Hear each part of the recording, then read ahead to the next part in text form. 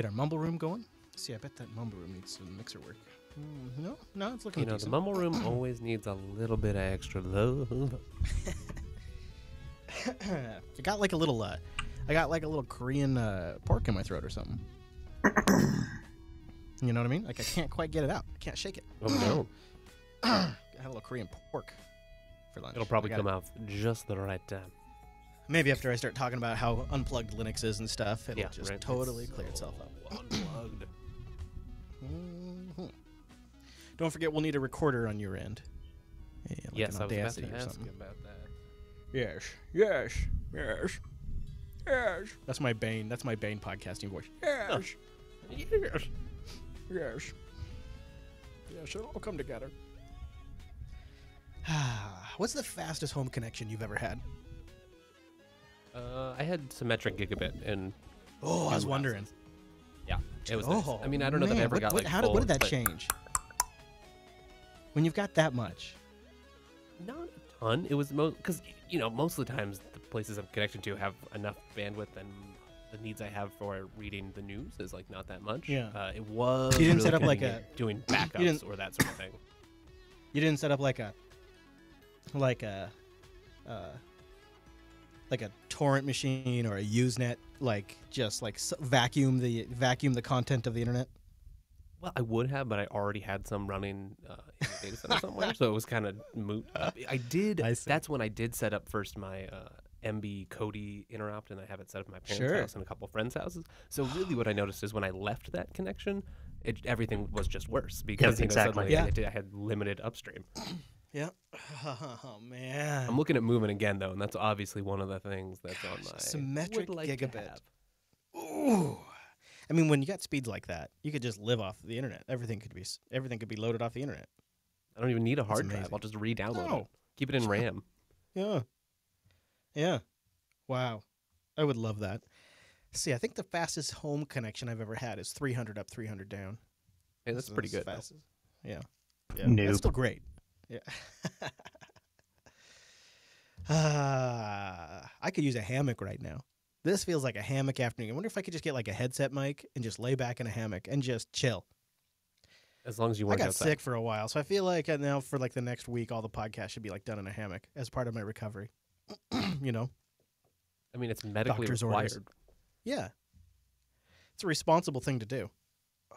It sure is. Oh, I got a pinched neck too. I'm a hot mess, tell you what. I'm an old man. Getting older. A fact of which Brent was reminding me about today. Oh, what? Come on, Brent. You're supposed to be nice to Chris on days that he broadcasts. Oh, we don't hear you, Brent. We don't hear you. Where'd you go? I see your little lips light up, but I don't hear anything. Hey, he has big pouty lips. Thank you very much. They are very big lips. If you think about it, you look at these lips on this thing, like they spend some time on those lips. Suspicious. Got to get just the right lips. I mean, that's what it's all about. It's a weird thing because it didn't have to be lips, right? It could have been a speaker icon or a microphone icon. It didn't have to be lips. Even just a little red light. Yeah, a red light. In fact, a light system might make a lot of sense because you could have like a yellow light if you're like self-muted or whatever. You could have a red light for recording. You could have a light system, blue light for deaf or whatever. Deafened. You could have a system. Yeah, it's a little human-centric, too. Like, what if you have a guest that's a robot on the show and it doesn't even have lips? Yeah. That's really... Linux Unplugged next year, AI interviews. Could happen, Maybe it's already happened. We wouldn't know. Somebody from the community stops by the mumble room. Could be Q. QAnon could be stopping by our mumble room. Totally AI generated. Making commentary about Linux, and we'd have no idea. That's all of my commentary.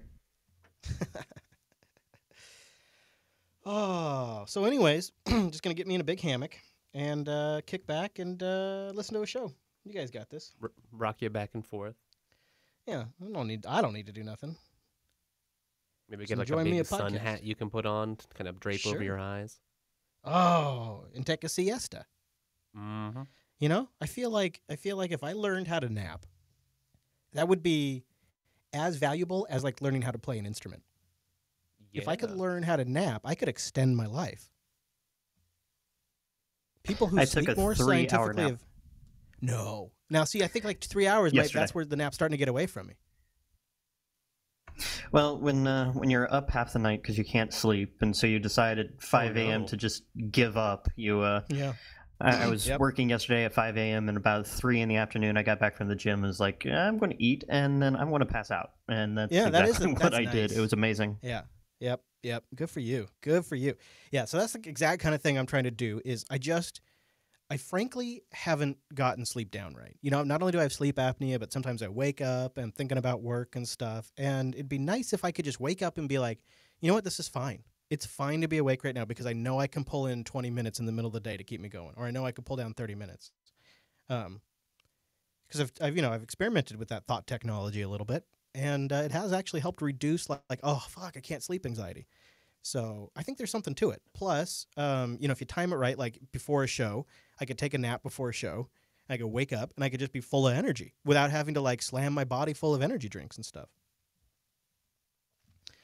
I'm kind of thinking it's the way to go.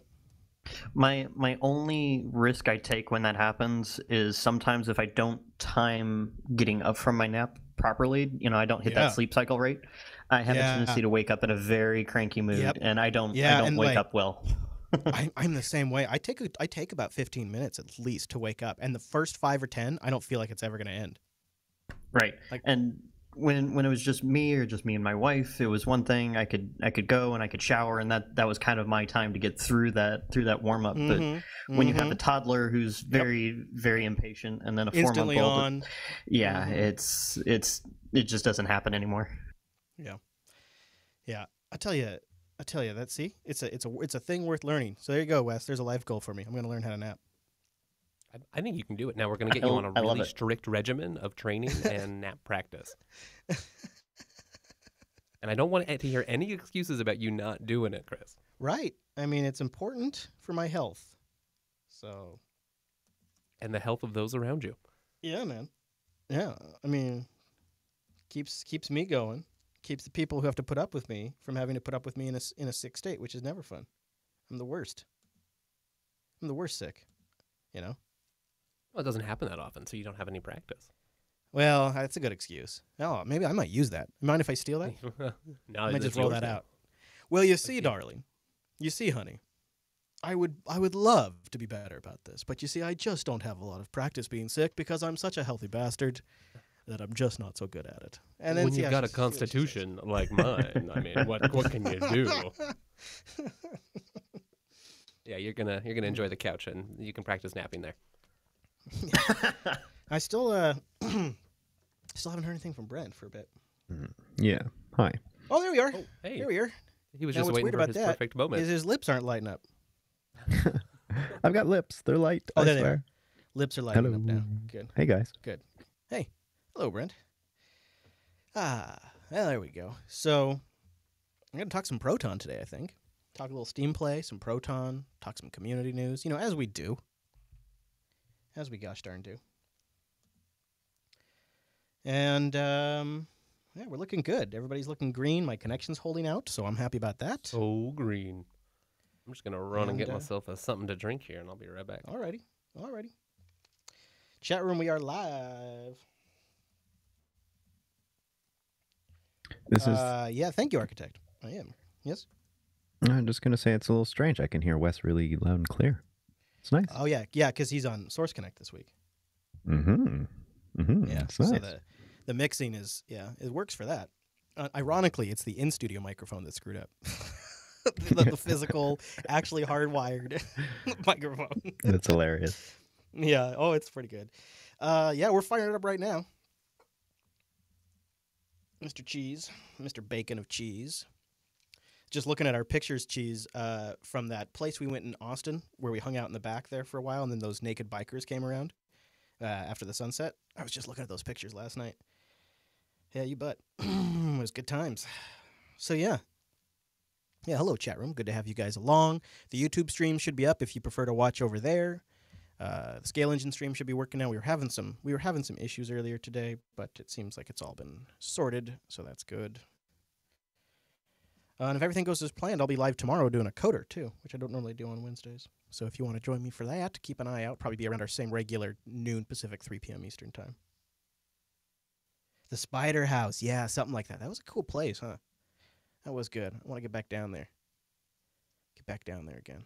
I really want to take Hadia to, what was that? Terry Black's. I really want to take her there. It's the benchmark. I want to take her there. That Terry Black's was so good. So good. Good old Texas. I'm just guessing this is a restaurant. Yeah? Yeah, Terry Black's. Yeah. That's where Cheese and I had lunch and stuff like this that. Is Terry Black's can be the name of, well, a variety it's of the name other... of a brother, and it's the name of a barbecue house. Yeah. Yeah. It was like all the curb trash in Austin found at Howlin' in the Spider House. That's very true. Yeah, and it's just an interesting backyard, too. So the Libre Application Summit is coming up September 6th. Anybody in the chat room?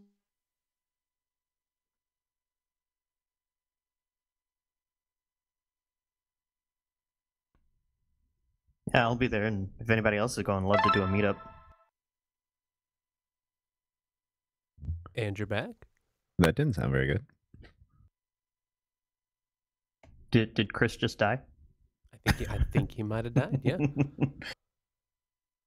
Let's see. I heard me some noises that made it seem like he would be coming right on back, but.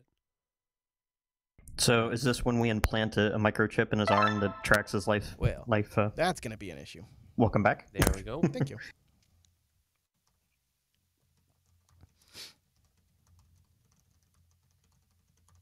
Stepped on the internet cords again, huh?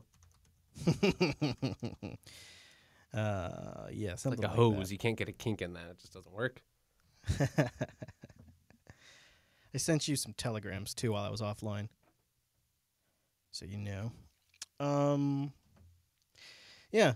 Hopefully that doesn't become a thing, because that would be very frustrating. Chris do not like disconnect. Chris want connect. So what do we think? What does the mobile room want to talk about today? Hello, Chris and Wes. Hello. How are you doing? We're doing very well. What about that Wolf thing with that new wine emulation thing? Yeah. Oh, yeah, we're definitely, Steam Play and Proton and all of that. Yeah, we're definitely. Yeah, Proton. That was.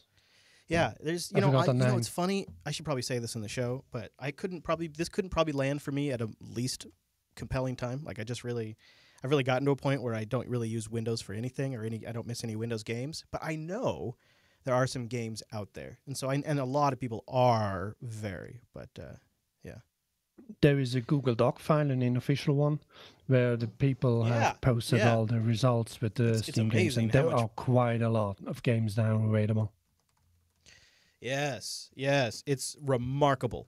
I mean, it's a real indicator of the level of passion. It's remarkable. So yeah, we'll talk about that. In fact, if I don't bring that up, Minimac, in the show, feel free to bring it up so we can talk about that a bit. And we're going to probably do the Proton stuff as the last segment of the show. After the ad reads, after we do all those, we'll just spend however much time we want on Proton. Marius, you're here.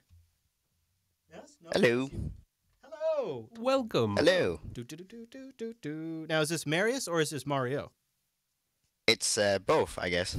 Oh, okay. All right. That's very confusing for my weak brain, but that's not your fault. That's my fault.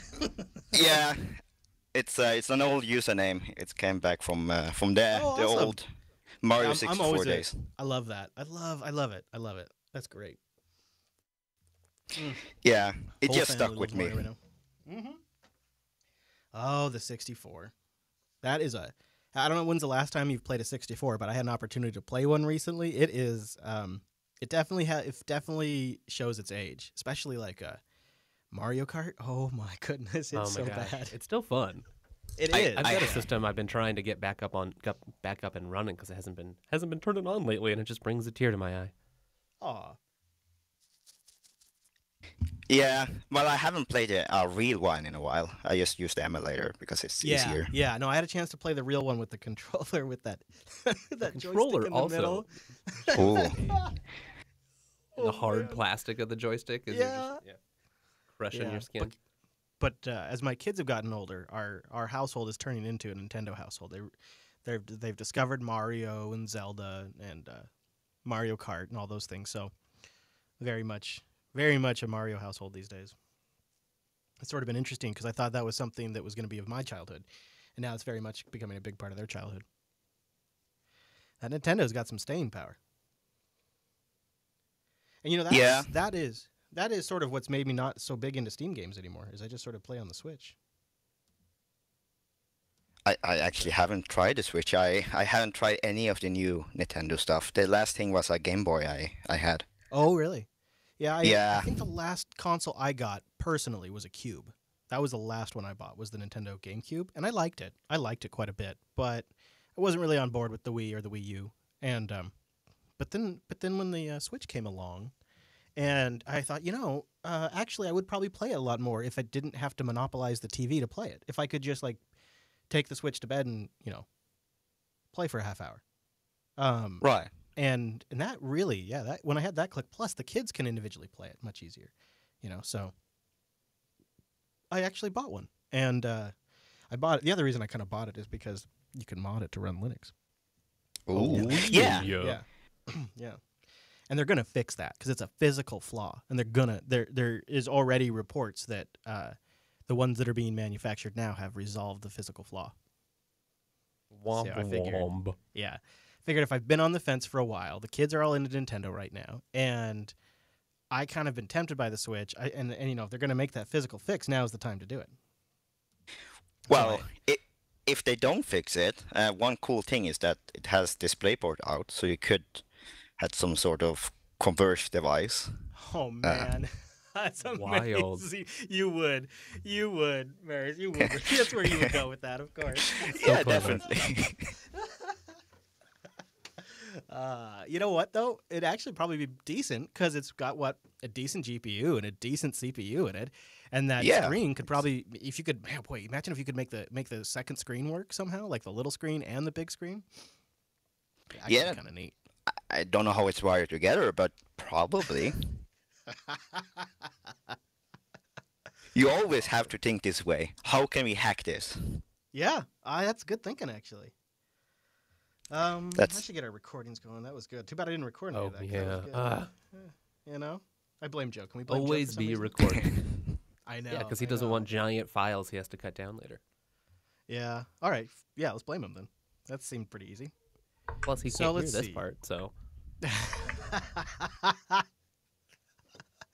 All right. Everybody, I guess, Brent, you don't need to do a local recording as part of the Mumble Mix because there's no way to separate you out from that. Mm-hmm. That's good. Keeps it simple. Okay. I know that that's going to be the week we need it, but Wes, are you ready with your recorder, sir? Yes, I am. Okay. Arm yourself over there. So 3, 2, 1, record.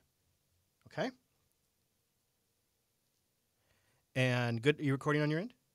Sure am. All right, let's do a count. So chime in on 4. Mumble Room, you can jump in too. 1, 2, 3, 4. 4. Well done. And then let's just capture a little room tone. So let's see. I think, is the AC blowing right now, Wes? I think it might be. Because that makes a different noise than when it's not, and it won't be blowing very soon. It's all way complicated. Very complicated. I tell you what, I love Reaper. I'm so happy with Reaper. Such a good app. Tell you what. It just feels, it feels like it has a lot of stuff. It's been through the paces before, so it knows what to do. Yeah, it feels cooked. All right, well, let's do a little room capture just in case. So let's do that. No farts, no breathing, no moving, starting now.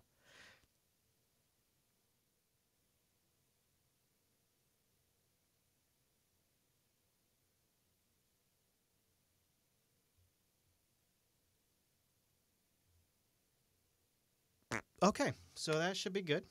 And And Marius, I figure we'll get into the news of the week with Ubiports just after I talk about LVFS. So it's like the third story in or so. So it'll be pretty close to the top. Sounds fine. All right. Well, Mr. Wes, I'm looking at everything over here. I think we're just about ready to start. You can't come up with any reasons to delay any longer. No.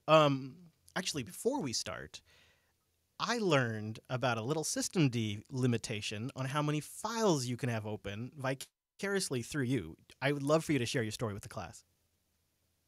Oh, no, I just didn't realize that it's one area where systemd has decided to use some of its own limits rather than respect the time-old traditions. Oftentimes, it's somewhat of a nuanced issue. It can be for good reasons or not. It's just when you first encounter it, it's a little bit weird. We were doing some prep work, exploring all of this exciting Steam news that we'll talk about later on today, and some of the neat little patch sets that they've been cooking over there require you to make some modifications if you're running a non-standard kernel.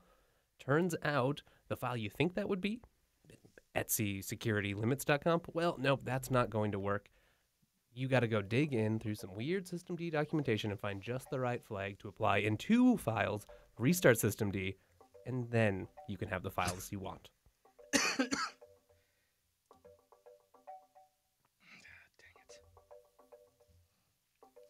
I'm on the air right now. I can't answer the phone. Sorry about that. Oh, hey, I just got an email from Codeweavers. Oh, did you? Yeah. You could answer the phone. You just have to share what you're talking about. I know. I don't think the audience.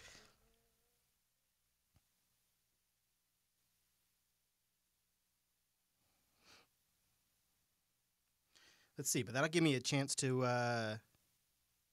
let's see, let me go through this, and I'll read this real quick. This could be great.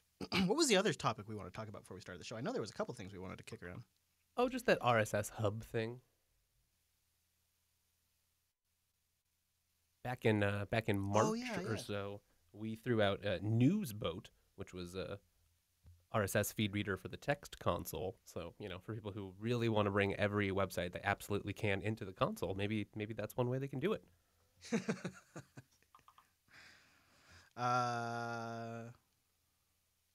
Let's see. Anytime before, let's see. There needs to be a better system. When you say, hey, I can't answer the phone right now, but I could talk later, then there needs to be an app that starts up and you both just propose times and then submit and then it just schedules it. If we had a universal co-scheduling app like that was just integrated everywhere, that would be so helpful. Interviews, scheduling dates, whatever. That must be a thing to pick a time. That must be a thing that some enterprise apps that have there must be for enterprise communications, use this system, and then we can Calendly is the one I've seen used a lot. Oh, yeah, I've seen that does ring a bell. It does ring a bell. Hello, Popey. Hello. Good to have you. Neon Popey. Hello, Wimpy. Good evening. Good evening. Good evening. We are just about to start. I'm just responding to some phone calls that I got, and I just got an email from, boy, I think my least favorite feature of Plasma right now is the fact that sometimes I accidentally am rearranging what virtual desktop my windows are on when I click and drag accidentally in the virtual window task switcher area. Oh, man, I really just need to get this wrapped up. I don't care. I just don't. And I can't find where all my notifications are coming from or else I'd turn them off. But one of my systems has the Slack app running, but the system tray icon is not showing, so I can't just... Well, of course. Yeah. So somehow I just accidentally clicked and dragged my my console management application to another screen that has full screen applications. All right, there we go. Boy, I really can't believe I'm sitting here having this back and forth right now. So I want to get to that email. That's what I want to get to. Let's pull that up. What's new with Wimpy and Popey these days? Working in the same room.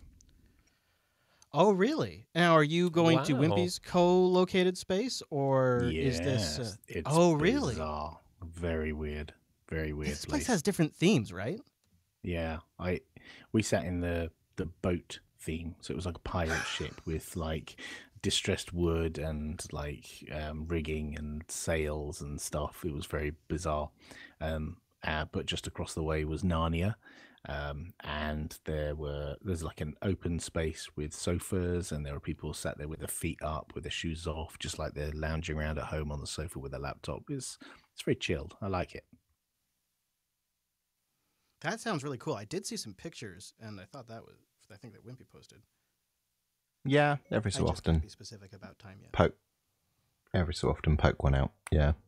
Yeah, it's nice, and it was lovely to have Alan there in person today. Oh, stop it! Oh, I bet. Gazing into your beautiful green eyes across the table of the pirate ship. I can't imagine a better way to get work done. Out of context, that has when you take that out of context, it really makes no sense. That makes no sense at all. I'm going to speak to HR tomorrow. Hashtag awkward. So how's the internet there?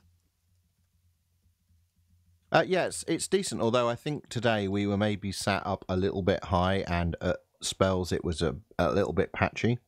I think it was because the sea was like rocking us backwards and forwards on this stupid pirate ship that we were just like... That was not the sea. Oh. Oh my.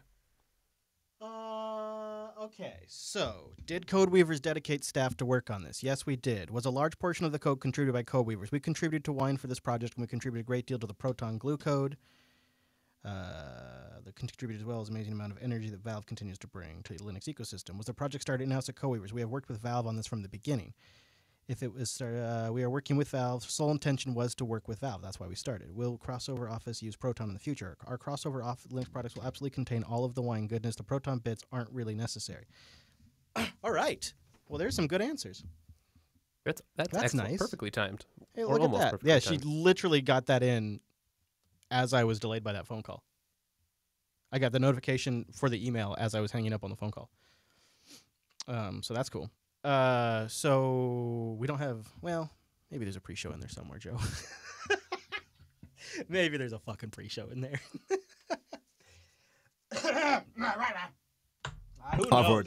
I've already got my bang suggest for this show, and it hasn't even started yet. Oh yeah, all right, I like that. No, you won't. Oh, okay, all right, great. Here we go. It's gonna be one of those.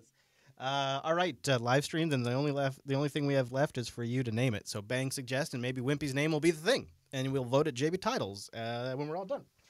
We're gonna put the music in post, so I apologize since I know it's fun to listen live, but it really is. It will, at least to the live streamers. Not so much fun for the people that are on remote connections or in Mumble, but yeah.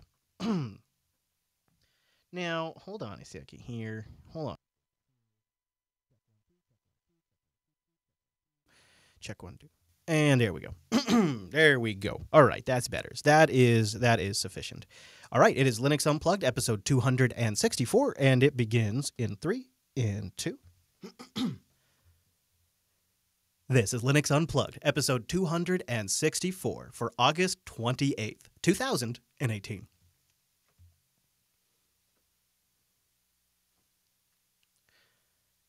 Hi, everyone, and welcome to Linux Unplugged, Jupiter Broadcasting's weekly Linux talk show that this week is optimizing the market for Linux. I'm not quite sure, but we're going to figure out what that means. My name is Chris. My name is Wes. Hello, Joe. We'll be getting into the optimizing of markets and the new support coming to LVFS, as well as some big features that landed in Ubuntu Touch, some nice things coming to KDE, benchmarks that can't be benchmarked that then got benchmarked, and then we'll have the big discussion about what the heck Proton is, what Steam Play is, what Code Weaver's involvement with all of that is, and what shift has actually just happened. So we'll get all of that into the show as well. It's going to be a packed episode, so perhaps there will be some optimizing for market in there. We're yet to determine. And like every great episode of the Unplugged program, we've got that virtual lug. Time-appropriate greetings, Mumble Room. Pip, pip. Hello. Hello. Greetings. Hello. Brent is joining us via the Mumble Room today, so if you didn't hear his voice specifically, he is in there.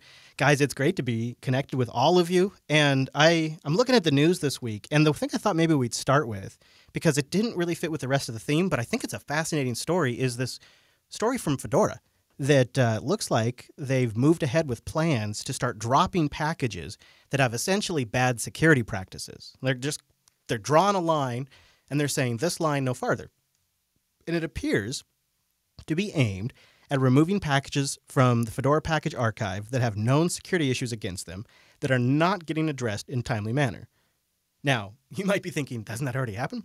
If it's a critical or important security issue and it's currently open against a package, or a security issue of lower severity has been open for at least 6 months, 4 weeks before the branch point, a procedure similar to some long-standing trimming procedures will be called into effect, and the package will be removed from the distribution. Is Cinnamon an official spin of the Fedora project? I don't know. That's a good question. Ooh. That could be very. You think this might apply to them? Well, I'm not one to cast stones, but yeah, it totally could. Well, that's actually where I was going. Is I was thinking of XFCE or other projects that perhaps just have this really torrentially long lead time between updates. Like, they could get caught up in this, couldn't they? Well, technically, although they've been in a round of updating their code bases, so a lot of their stuff is moving to 4.13, and what isn't has had other updates. And them specifically. The platform, yeah, XFCE specifically. You know, no, I don't think so. I think they'll be fine, because what isn't already GTK3 is built on top of GTK2 and its associated technologies and has stood the test of time, and I think they'll be fine. Is this it probably matters? Oh, sorry. Go ahead. It probably matters if like what sort of application, because if you have to get to the critical or important level of security issue, there might be some low-hanging fruit of minor security problems for some of our favorite desktop applications that haven't been updated in a while. That's much less of a big deal than an obvious flaw in something that's doing a lot of network traffic or functioning in a server aspect, right? So I can see why Fedora wants to make sure that people can trust stuff coming from their archives. If it's just an out-of-date program on your desktop, well, maybe I care less. I do feel like this is a big part of the end user being able to trust what's in that repo. That's what this is really about, is increasing confidence there and improving security. And this seems like a pretty easy way to automate that process that doesn't require a human being to go through and flag a project and then run a stopwatch and then come back and check on it. Like, this is something computers can be pretty good at. It's also good to have clear guidelines so that downstream, projects can be like, well, why was I removed? Well, here's our clear policy. Okay. Well, speaking of things that are getting better, LVFS is having a banner couple of months. This is becoming more and more irresistible of a project to be involved with if you are in the hardware business that sells to Linux users. Some people still are. But boy, is it getting harder. And Realtek couldn't say no. In fact, it looks like they may have been happy to say yes. Realtek engineers are adding USB 3 hub firmware support to FW UpD. A lot of these multi-function USB-C dongles that you see, like I've got one that's got Ethernet and HDMI on it, as well as a couple of USB-A ports. And those are actually, in most cases, connected internally with USB themselves to each other. Like another hub inside your hub. It's a bit of a hot mess, but there's different subcomponents that need to be updated. And that is what the Realtek chips that are in there is what LVFS is getting support for. And they're working on getting also support to update like the HDMI controllers that are Realtek as well. And in a nice turn of events, some of the hardware that's getting supported here hasn't even been released yet. So we're getting to the point with the project where in some cases, vendors have at least enough awareness of this project, like Realtek did, to start working with them before the hardware is even out. And that's really great because it means when you get the hardware, it's just going to work out of the box with your Linux machine. That's huge. Yeah, there's quite a lot of momentum around LVFS right now, and it's really great to see. It's at a tipping point, I think, and a good year ahead for the Linux desktop with LVFS. Yeah, the project really does seem to be picking up steam. And I wonder if maybe other vendors that in the past have said it's not enough of a priority for us to fight with an upstream ODM or to reinvent our internal process. It's maybe now those decisions will be re-examined. I don't know, but we'll wait and see, I suppose. So the good news for the project, lots of really great hard work, and it's really good to see them just roll this kind of stuff out. And speaking of really hard work, the chaps over at Ubiports have been plugging away like machines and have just released OTA 4. And Marius joins us from the project to tell us a little bit about it. First of all, congratulations on the new release, Marius. And I noted that you say this is the official starting point of the project. That's sort of the messaging here. What does that mean? Well, it basically means this is where we have used the time to catch up and get to our LTS base and a still supported base.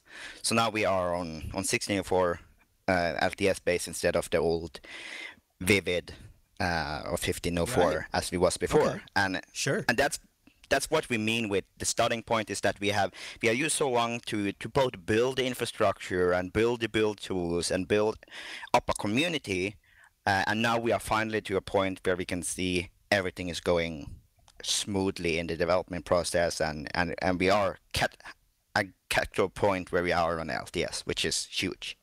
Congratulations. And how does it feel like it's fully yours now? Like this is a community project now. It's an independent thing. Yeah, I would say that. But it's still based on Ubuntu, so we are really, really tied with Ubuntu ecosystem, and I really like that, being tied to a strong base. So I wouldn't say we're independent in that way, but we're independent in a way that we are doing something new, which is a community-based mobile operating system, which is purely community, without any official backing or a company behind it. It's a excuse me. It's a project for the rest of us to perhaps one day have the option to put life into a device or replace the operating system on a device, and it's not tied to one individual manufacturer. It's not tied to one individual strategic partner. It's making a people's operating system for our mobile devices, like they should be, like you can do with an x86 PC. And you make a good point that it's still totally based on that Ubuntu technology, but it does feel as its own independent organism now, like its own independent thing that, like you say, is doing something new. Speaking of new, I noticed in this new release, there's some new power saving features and also a new upgrade wizard. Let's start with the power saving stuff. What's happening there? Is that savings that you see because of kernel updates? Are there other tweaks that have taken place? This is tweaks that we have done to utilize the wake locks, or the Android wake locks, which is the power saving, which is kernel based from Android, and since these kernel patches or these kernel APIs are really, really optimized for phones, it was a good idea to use those wake locks in an efficient way, as they was designed to. So that's what we have done now. We use those wake locks properly, and we're really heavily based on the thing when the process or when the phone is not in use. We want to enable those wake locks, or so the processor go down to sleep and just keeps one core intact. That is cool. And then there's that upgrade wizard, which I didn't see that one coming, but I guess it does make sense. If you want to keep the same core install, you should be able to. Right. So we are currently on a kind of a rolling release type, and the problem with that we saw is app compatibility or app ABI compatibility, because some of the apps are compiled for Vivid, and when we updated to Xenial, we had the issue where the apps was not compatible because of newer Qt version and etc. etc.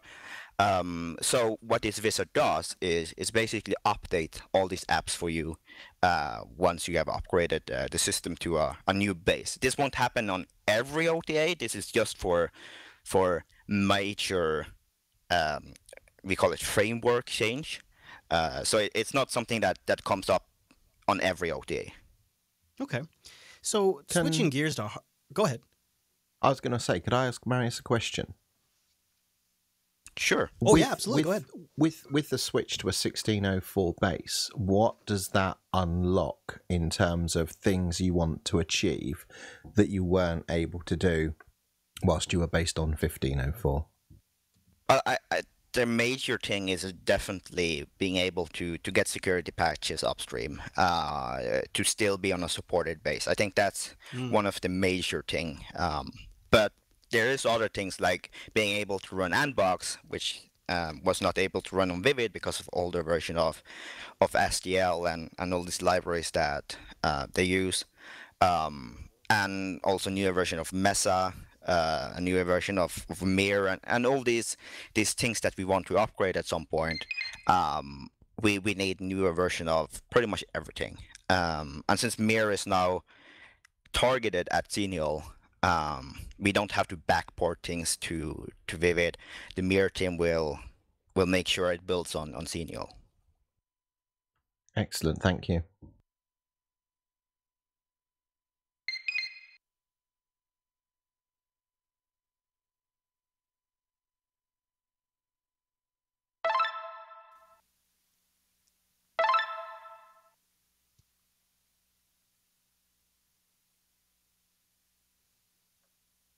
Nobody's talking. Hey, Chris. Wait a minute. What's going on? No, I'd finished my conversation with Marius. What's going on? Why am I hearing that? This thing. I think my audio interface flipped on me. Yeah, I think yeah, you sound different all of a sudden. Well, that sucks. Sorry, guys.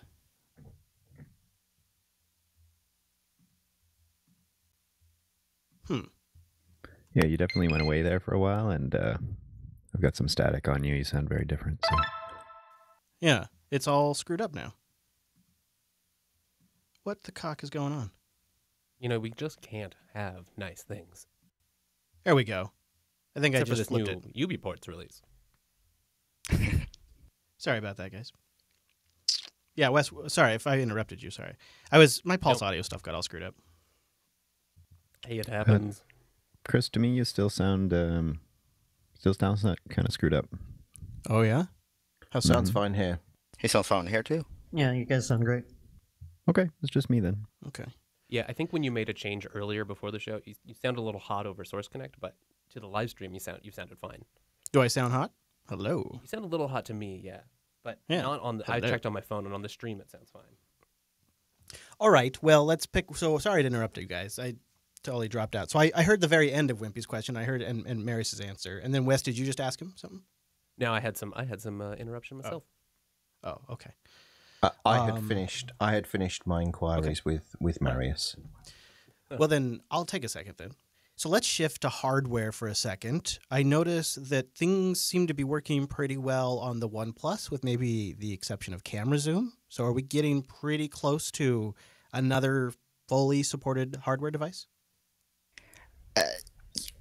Both yes.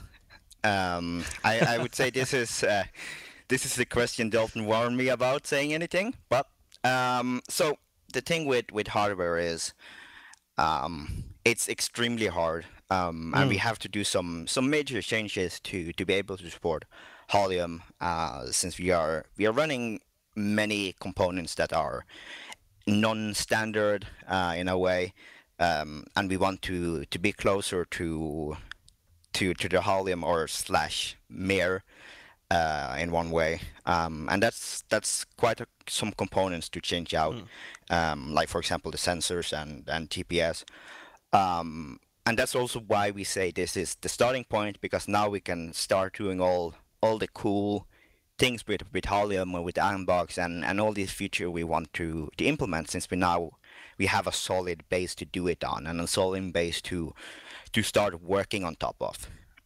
So yeah. That's definitely cool. More devices coming. I have 2 devices side by me that I have been porting nonstop after the OTA 4. So oh yeah, cool. No tease on what they are though. You're just saying there's a couple there. I can say one of them has Slimport out, so...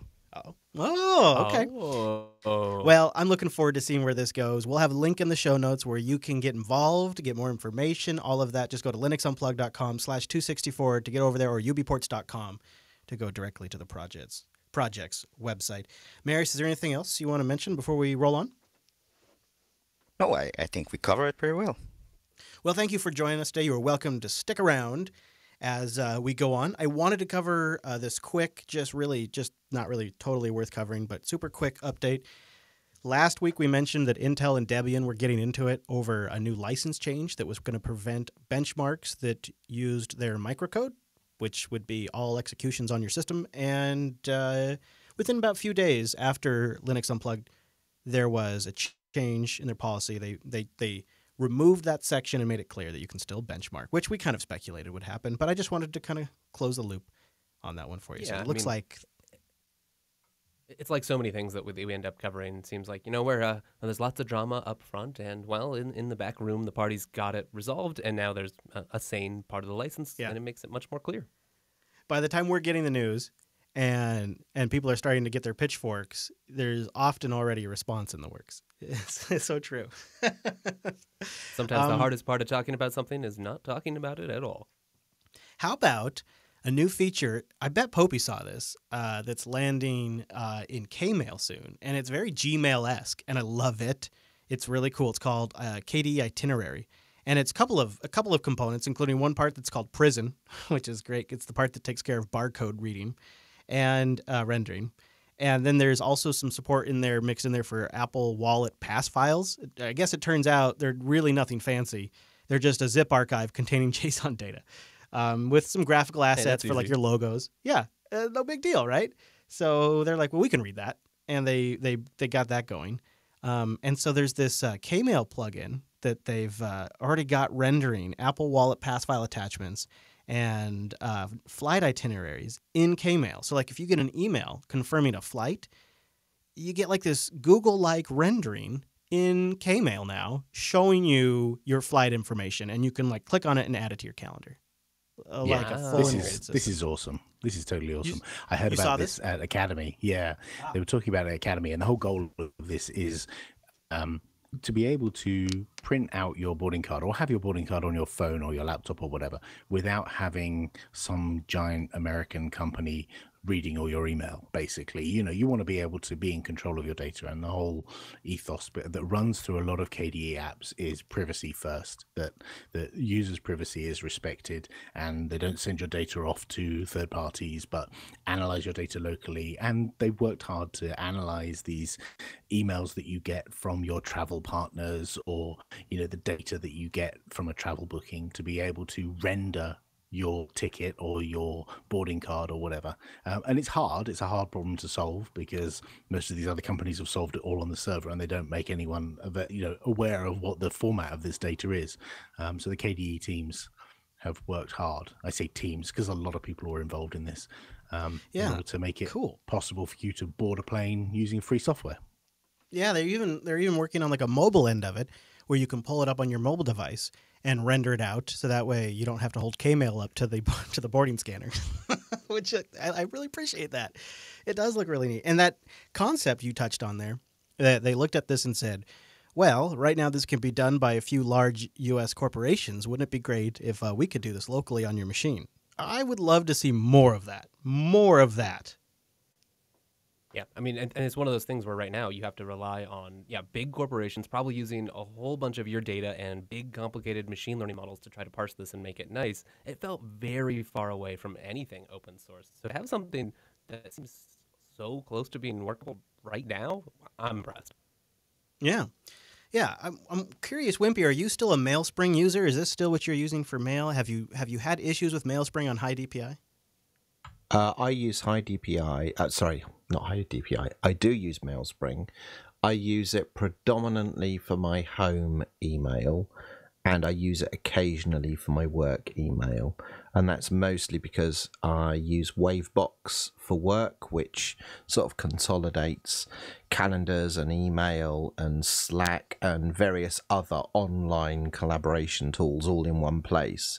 So when I'm working, I tend to use Wavebox. But I do love MailSpring. As soon as MailSpring grows deep calendar integration, then I'll be in there all day, every day. Yeah, I'm finding that I am hitting the edges of it in calendar regards, and also in just the UI just keeps falling over on I can't run it maximized on high DPI, or else it won't render portions of the UI for me. So I'm not super thrilled with the state of native email clients on Linux. So I might look at this Wavebox, take a look at that. I assume it's like some sort of service, but no, Wavebox is a wrapper for many. It used to be called Wmail back in the day, and has evolved. And it supports things like Gmail, in fact, the Google Suite. So when you add a Google account, it adds things like, the calendar and Hangouts and Google Plus and a whole bunch of different services under a collapsible menu. But it also supports things like different Slack accounts and Twitter and just a whole raft of stuff. And it's just a really elegant way. It's basically like Pidgin for the 21st century. Yeah, that's interesting. You're right. It's a multi-service central, and I didn't used to have an appetite for that kind of thing, but now I do see the use case for it. And as luck, just sheer luck would have it, Wavebox is available as a snap. Who would have guessed? Who would have guessed it? It's not like the developer was an early adopter and has been behind the platform since the very beginning or anything. There you go. So I will be doing a little snap install later today. Chris, I'm gonna let you into a little secret. All right. Sometimes I struggle with my grammar and use of the right words in written English. And it's true. And one of the facilities of Wavebox is it has sort of whitelisted a selection of Google Chrome extensions within Wavebox, one of which is Grammarly. So I now have Grammarly enabled, and I now have Grammarly persistent across all of the sessions that I manage in Wavebox through my single Grammarly instance.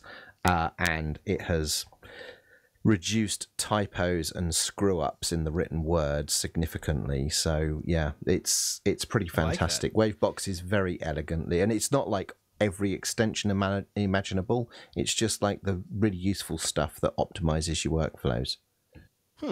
And then, for an extension like that, I don't necessarily have to have it in the main browser, and I could just keep it in Wavebox. So that exactly so. I'll be checking that out. Now, there was an article that ran over at linuxjournal.com by Sareem, and it was on the 24th of the last week. And Sri wrote in here that the year of the Linux desktop has been a constant call to arms that's sunken into a joke way past its expiration date. That's a good line, Sri. That's a good line right there.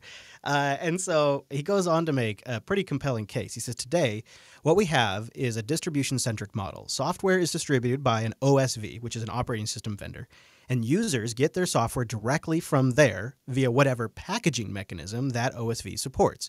This model is evolved because in the early to mid-1990s, those OSVs existed to compile the kernel and user space into a cohesive product. He's essentially setting up the role of what the distro package maintainers had done. Packaging of applications was the next step as a convenience factor to save users from having to compile their own applications. Yep, I'd say that's pretty much the case. Ultimately, though, these operating system vendors, or OSVs, enjoyed being gatekeepers as part of keeping developers honest and fixing issues that were unique to their operating system.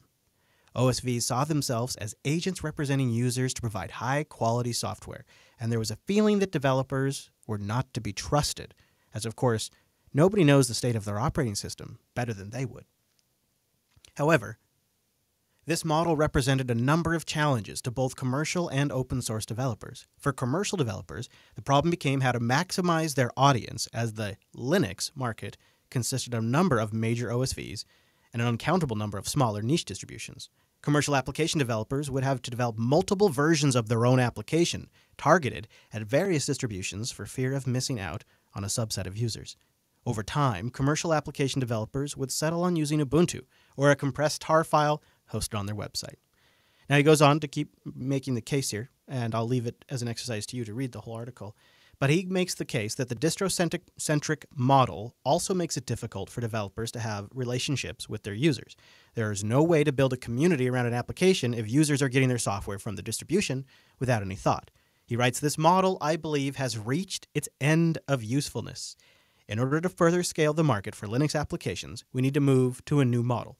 Although we can never eliminate the distribution-centric model, nor should we, to reach scalability, we need to remove the OSV as the gatekeeper for application distribution and allow developers to control how they distribute their applications. This is a new iteration on a couple of conversations we've had semi-recently, Wes. Yeah, I mean, it absolutely is, right? That this has been a continued trend.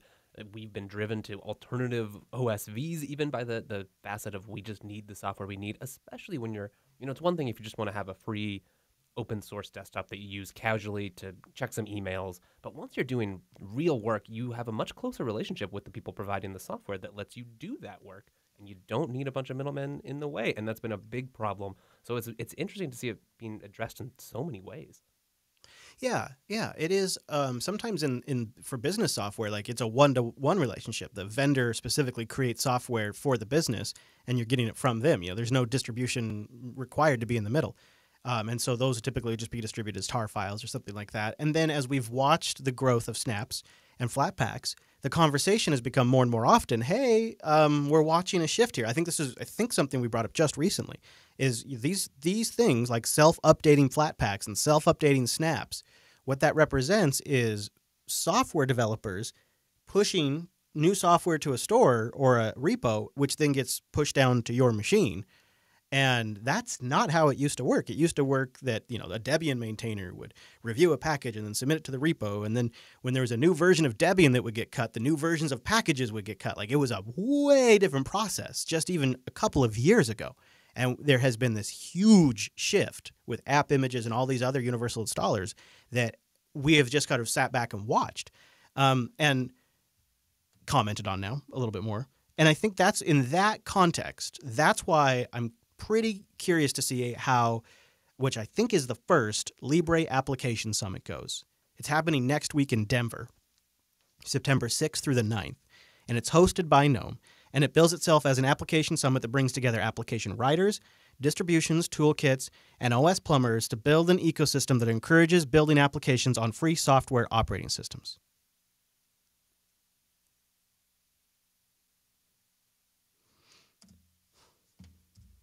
Does anybody have a take on that? Well, it seems like maybe we're thinking about it differently. Oh, no, go on.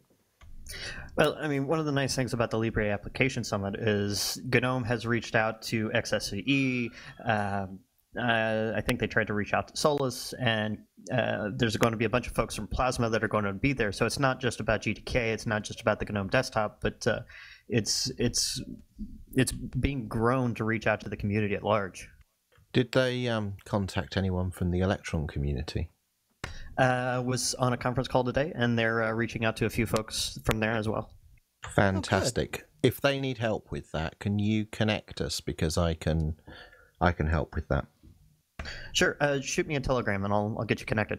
Right, will do. Because, obviously Electron on Linux sits on top of GTK, well, 2 or 3, depending on which version of Electron you use. So there's obviously some, overlap there. Might be a bit late in the day, but let's have a go. All right, so Popey, Wimpy, Wes, you and I, we've all been to plenty of conferences. What do you think of this one about a conference? And I think we're familiar with the background and all that. Like a conference to kind of get together and encourage application development on Linux. Where do we start with this? I'm curious to know your thoughts, Popey, because I think you and I learned about it at the same time on Twitter. Yeah. So I would love to have gone, actually. I really wanted to represent us, but it's a terrible weekend for people in the UK because that's when kids start back at school. Plus, there's been a whole load of other events. So I was actually super keen to go along, but it's in the wrong continent at the wrong time. I find it interesting that there's an event that talks about applications on Linux. I'm interested to know who the target audience for this is, whether it's the KDE people, the GTK people, the Electron people, and Qt and everyone else, and who they're going to be talking to. Are they going to be talking to each other and saying, yeah, we should get all this done? And what are the outcomes of this going to be? Or are they trying to pitch this to new developers, like students who are entering the market and just starting to develop? I'm keen to understand who that target is. And for me, it isn't completely clear who the target for this event is. I agree. I think that's something that's growing. I think this is the third year or so of this particular conference. There is a couple of talks on making projects interesting for students. There's some talks being put on by KDE about how they do things. There's talks being put on by GNOME about how they do things. And someone I left out was Elementary OS. They've got a couple of folks that are coming. So I think the target audience is application developers as a whole, be it new developers, old developers. I think it's trying to set a precedent for development of applications moving forward. Yeah, I would have loved to have attended this event, and also Guadek as well, representing the Mate desktop. But as Alan has just explained, the timing doesn't work for me, and maybe next year I'll be able to get involved. If there's anyone who is listening from the organising committee or who is going to be there, one of the things I learned recently was when I was at the Electron Maintainers Summit, and Electron being dependent on GTK 2 traditionally, and more so GTK 3 in the recent versions of Electron, they were shocked to learn at the ABI breakage that existed through sort of through GTK in recent years, and the fact that they had deliberately built against old versions of GTK, thinking they were going to bake in some kind of legacy forward compatibility, and then horrified to learn that it seg faults like a bastard, and it's a big fat mess. And we need to think beyond what are the traditional Linux application developers now. You can think what you like about Electron, and you can be wrong about that, and that's fine. But the majority of development that happens on the Linux desktop right now that is relevant to the world that we live in happens in the Electron sphere, and we need to invite those people into our world and educate them to the nuances of the way that we do things and the peculiarities of our toolkits, and also seek their feedback on how we are going to accommodate enterprise class application developers on our platform. I also was really hoping to make it this year. It's a long shot for me because I will be traveling during that time, but I will be traveling home because I want to see the kids for school. So I'm really torn because it seems like an event that I really support, and that's why I wanted to give them some time here on the show to talk about it a little bit, because I think the idea is good. How do we get different projects together, all with the same goal of making Linux a better platform to develop applications for? Build a network of people that are interested in that, right, and can provide support and fast feedback. And I'm excited to see what the second version of this looks like. If this can get off the ground rolling really well, I'm sure the next one will be even better, more people, and probably we can tell a little bit more about what it's all going to be about. So Eric, the IT guy, if you end up getting to go, you'll be our reporter on the ground. You can report back and let us know, okay? I will definitely be there, and I'm checking up with one of the folks from System 76. Offered me a place to sleep, which made it financially affordable. So I'll be making the drive next Wednesday morning. Oh, doing the road trip style. Good, good. That's how I like to do it, too. I like to do it that way.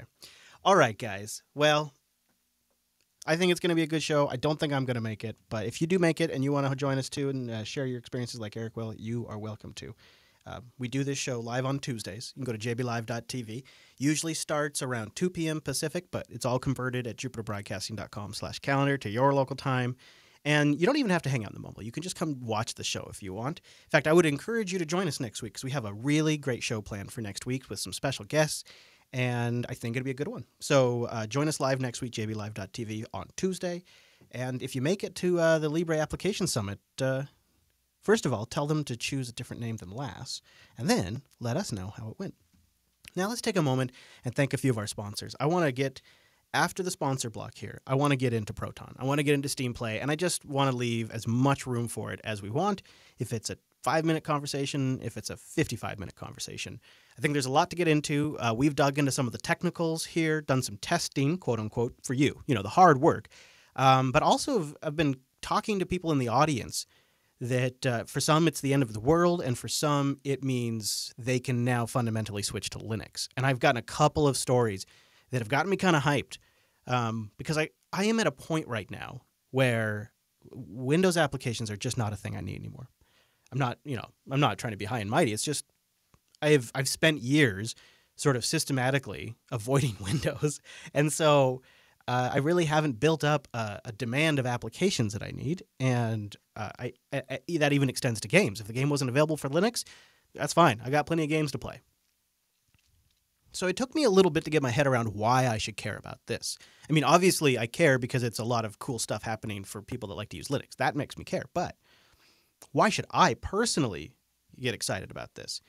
And when I started hearing some people's stories and I started digging into what's happening here, I got excited. And I'm going to share with you what I've learned, including I contacted the folks at Code Weavers, and I got some official statements from them on what their involvement with all of this was, and so we can clear up all of that. So let's start by thanking Ting. You can start by going to linux.ting.com. That's how you support the show and get $25 off a device, or if you bring a device, $25 in service credit. Your average Ting bill is just $23, so that $25 will pay for more than your first month. It really makes a difference, and that's because it's smarter than unlimited. You just pay for what you use. However much you talk, text, and data you use, that's what you pay. If you're visiting the States sometime, grab a Ting line. You can get a SIM card, pop it in a device that's compatible, check their BYOD page. They have CDMA and GSM, which means you've got a lot of options to choose from. There's no contract, so when you're ready to go after you've been visiting, you could disable it if you want.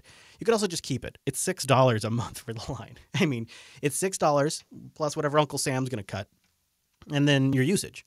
So if you want to just keep a Ting line, you can. It's pretty economical. They have a great control panel that lets you manage all of this and set up alerts and usage stuff, and also great customer service that's always ready to help you out.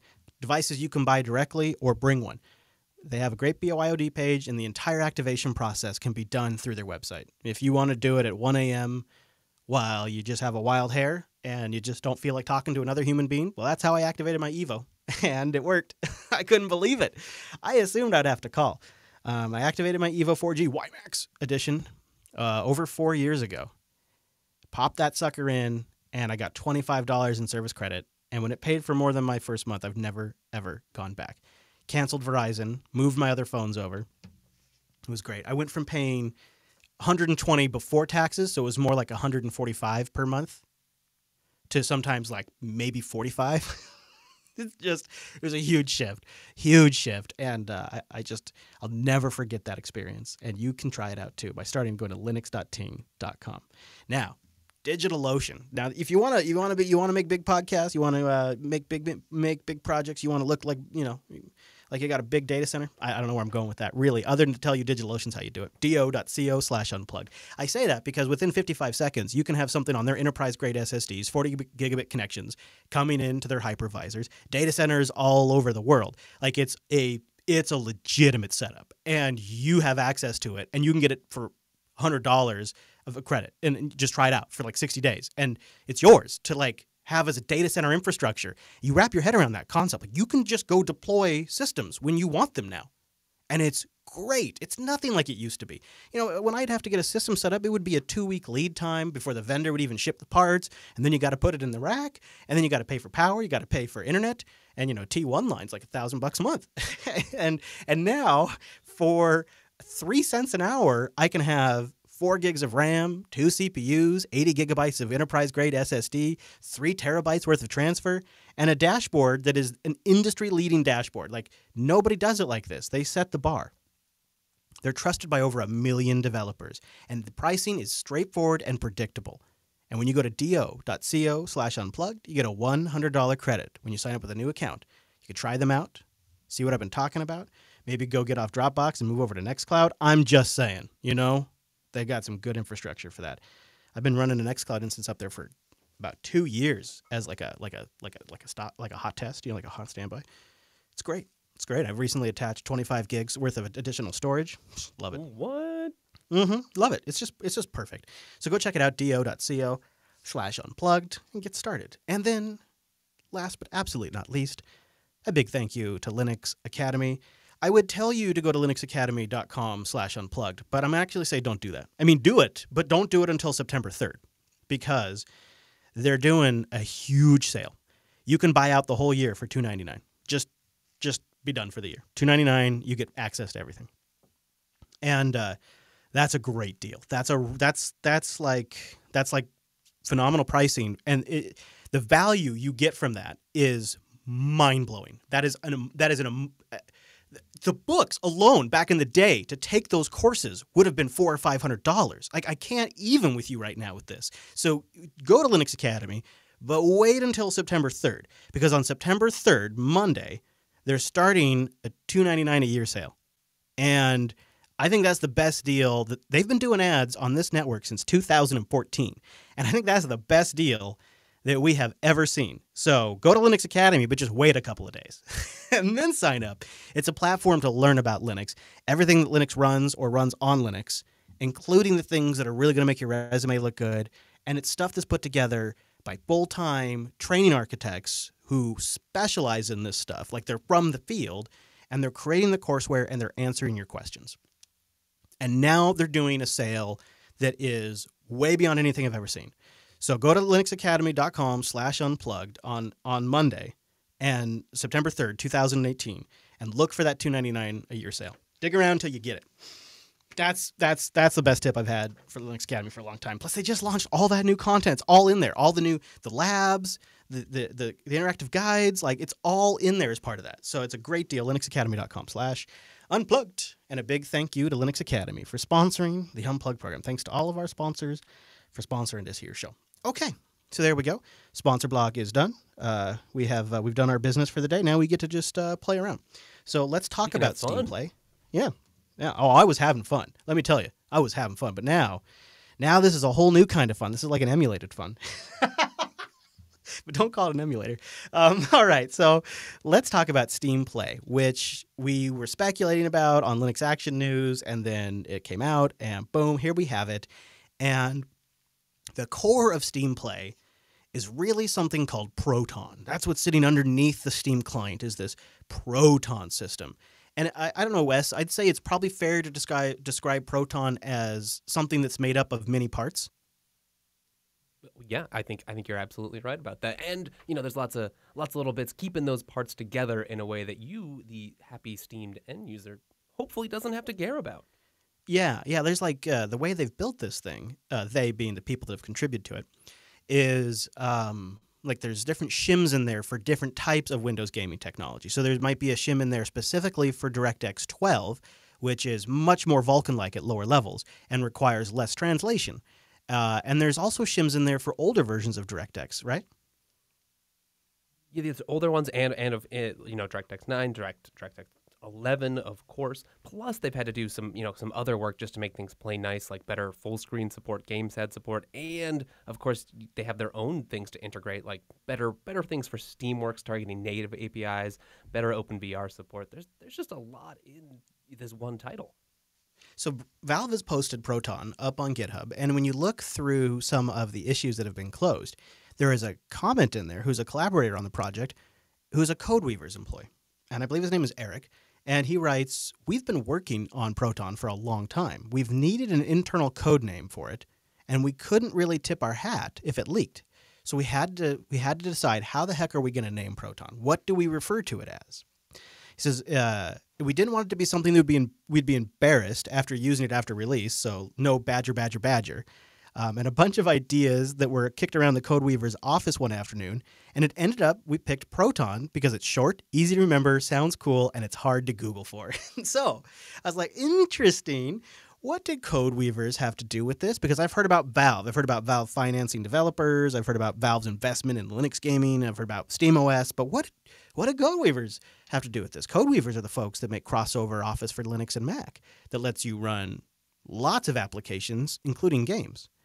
And Jeremy White, their CEO, blogged the day of the announcement that they've been working directly with Valve for 2 years on this effort. And that got my interest, but it wasn't good enough. I said to myself, that doesn't make any sense because Valve is technically a competitor in some ways. Like this makes there be less demand for crossover Office because a huge part of it is making Windows games work that don't normally work very easily under Wine. So I emailed Crossover and I said, guys, could you clear this up for me? Because it sounds like from what I'm reading, I'm getting vague implications that Codeweavers was fairly involved with Proton. And it's true. I asked, did you have dedicated staff to work on Proton? And they write, yes, we did have dedicated staff.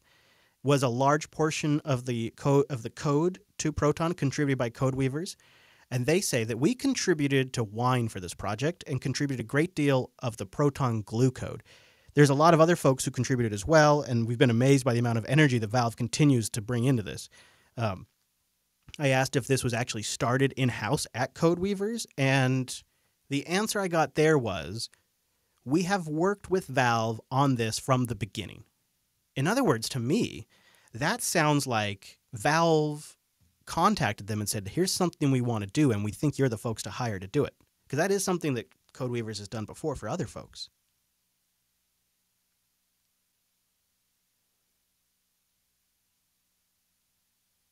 We have worked with Valve on this from the beginning. To me, sounds like someone from Valve reached out to them from the very, very, very beginning of this project and said, we want to make changes to Wine, and we want to work with you to do it.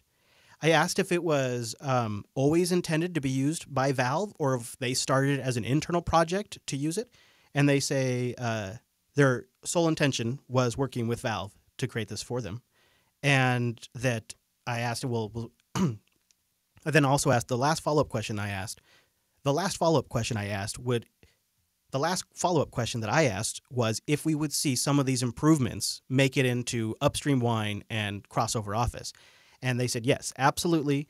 The crossover Linux product will contain all of the Wine goodness that we have contributed upstream. The Proton bits aren't really necessary for that, as generally our product already has all of the glue bits that we already need, like picking the different DirectX levels and setting up the Wine bottles. But they are exploring using DXVK, but it gets tricky as they also consider macOS a part of their customer base, and it's a different set of applications requirements. But it does sound like Codeweavers from the very, very beginning of this effort was involved and was working with Valve to build this thing and then contribute those improvements upstream to Wine.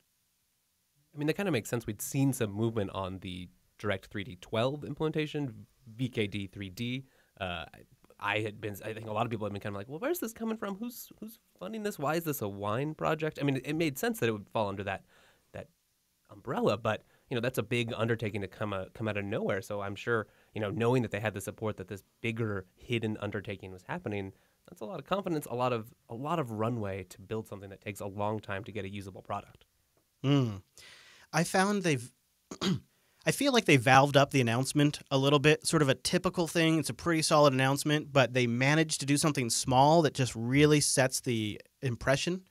And they had this initial list of like 15 supported games, and 2 or 3, 4 of them are like modern this year games, and the rest are all like old games that nobody cares about, that nobody's trying to run on Linux.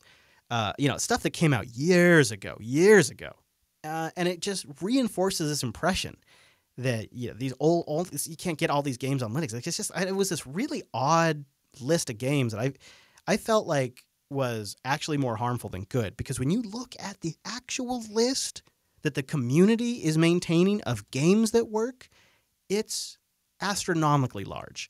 I'll have some links in the show notes. It is huge. There are so many well-supported games. And I'll tell you, when it clicked for me was when I realized I could play Age of Empires 2 again. That is, I swear to God, Microsoft is never going to release that game.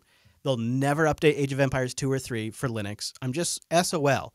But now with this and the community list where they tell you what tweaks to make, I can play those old games again. And it's pretty exciting. It represents a significant shift of availability. Again, that's not a perfect solution. Not everything works, and sometimes you got to implement some workarounds. But we just probably got another 1,000 games that work on Linux, and some of them are AAA titles. So with that all said, I feel like I must defer to the lead gamer of the group, Mr. Martin Wimpress, and get your impressions on this news. Well, it's humbling to know that you recognize my status in this discussion. Yeah, we talk about this on a recent Ubuntu podcast, and my take is that, you know, I've never, until Steam came to Linux, I was never a gamer on Linux. You know, I used consoles as the means by which to consume games, and as soon as Steam arrived for Linux, then I was able to game on a platform that I really believed in. And this just extends the corpus of gaming catalogue that I have access to now. And in particular, there's a particular genre of games that I enjoy most, which is racing games.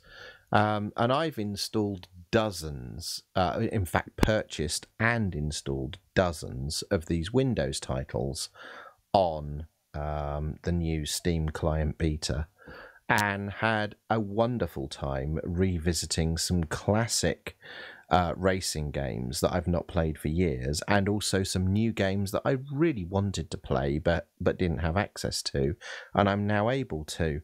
And I'm sure there are going to be rough edges along the way, but I think this is a net positive for us. You know, if you make publishers' lives easy, that they can see the number of people that are playing their published titles on Linux and not experiencing issues outside of what they know to be, you know, the bugs that exist in their existing, you know, Windows platform compatibility, then they're going to get behind this, because it's a almost zero effort activity. So yeah, I realise that some people will see Proton as the Electron for gaming on Linux, and it will be the demon seed, and it will be berated and chastised in all the usual corners of the internet that those opinions are expressed. But for me, this is a positive step forward, and I'll be really interested to see how it develops over the next sort of 6 to 9 months, and what other pieces of the Valve jigsaw puzzle fall into place behind it. Yeah, this is one of the more interesting pieces. Yeah, and it might be this is the central piece, right? This is the pivotal piece to whatever Valve's strategy may have been at the outset, and the various faltering starts. I think this could be the piece that really propels things forward. And it sounds like we get a timeline. Codeweavers gives us a 2-year timeline. Yeah. Well, let's see. I mean, there's certainly been, obviously... No, I mean, they've been working on it for 2 years. It sounds like Codeweavers may have been contracted for 2 years to work on this. And without realising it, some of the fun and games that Popey and I have had recently, publishing Windows games inside snaps, builds on this very technology. We just didn't realise we were doing that until these announcements last week.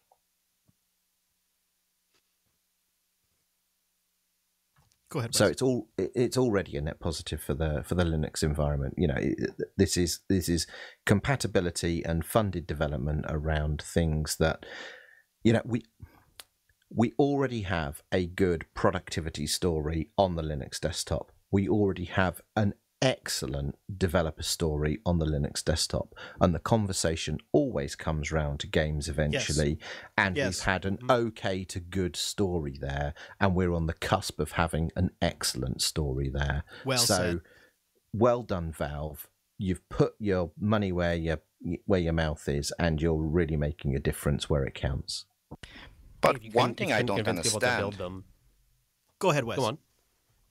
No, I was at Minimac. Who's that there? I was going to come back. I want because I know you've been trying to jump in. No, it wasn't me. It wasn't. Oh, okay. It wasn't me. No, it's fine. We can keep going. I'll jump in later. All right, go ahead. Yeah, keep going. And then Wes, you follow up after him. So one thing that I don't understand is where does the negativity come with both Electron and this Proton? I don't understand. Is this only from my side? I only see positive. I don't see why anyone would see it negatively. Because I could take some that. people. I can explain that. Oh, okay. I think it's. Oh no! If you have an explanation, Popey, go ahead.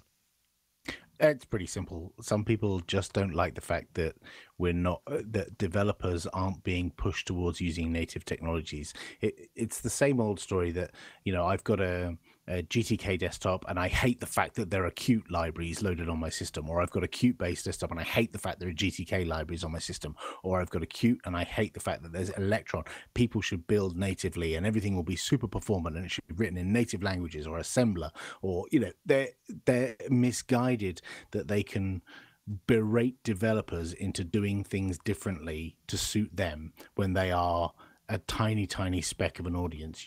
You can't do that. You need to welcome these developers to our platform. And it's not always. Yeah, I don't always agree with it, but I think also there's some amount of, at least for the desktop side, of people worrying about when you have a shim layer or a common abstraction, then you write to that, and it may not take full advantage of some of the unique features of various platforms. But if people aren't going to do that anyway, if people aren't, for instance, if people aren't making Linux games for you that you want to play or that the market wants, well, then you might want that. But if you're not getting it, what choice do you have?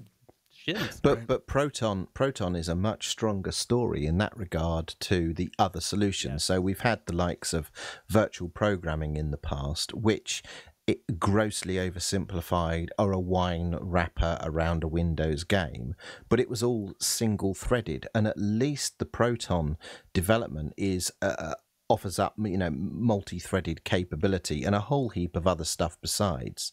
So you've got to appreciate that Valve are, a means to market for games publishers, and they want games publishers to be able to exploit the processing capability of the platform that they're, delivering on. And I think as a solution, there are obviously some things about this we should be cautious about, but I think Valve have done everything possible to smooth things over for people wanting to target Linux through a compatibility layer as best as they can. And I really feel they should be applauded for this, because, the Valve coming to Linux in the first place was a massive blooming turning point for adoption of, the Linux desktop. And this will be even more so, considerably more so. It is as big a deal as everyone's hyping it up to be. I've already talked to several people that I'm like, look, you can play these games now. I know you were holding off. You have a Windows installed just for these. No more, my friend. I've had those same conversations, and people are very excited by that. But I think there's also an aspect to this that we're maybe not giving enough attention to, and I think it's on the tip of Minimec's mind, and that is Vulkan is the wild card in this. In some cases, we're going from very low-level DirectX 12 calls, which are already quite similar to Vulkan, and just translating them to native local Vulkan. And that's going to be a big piece, right, Minimec?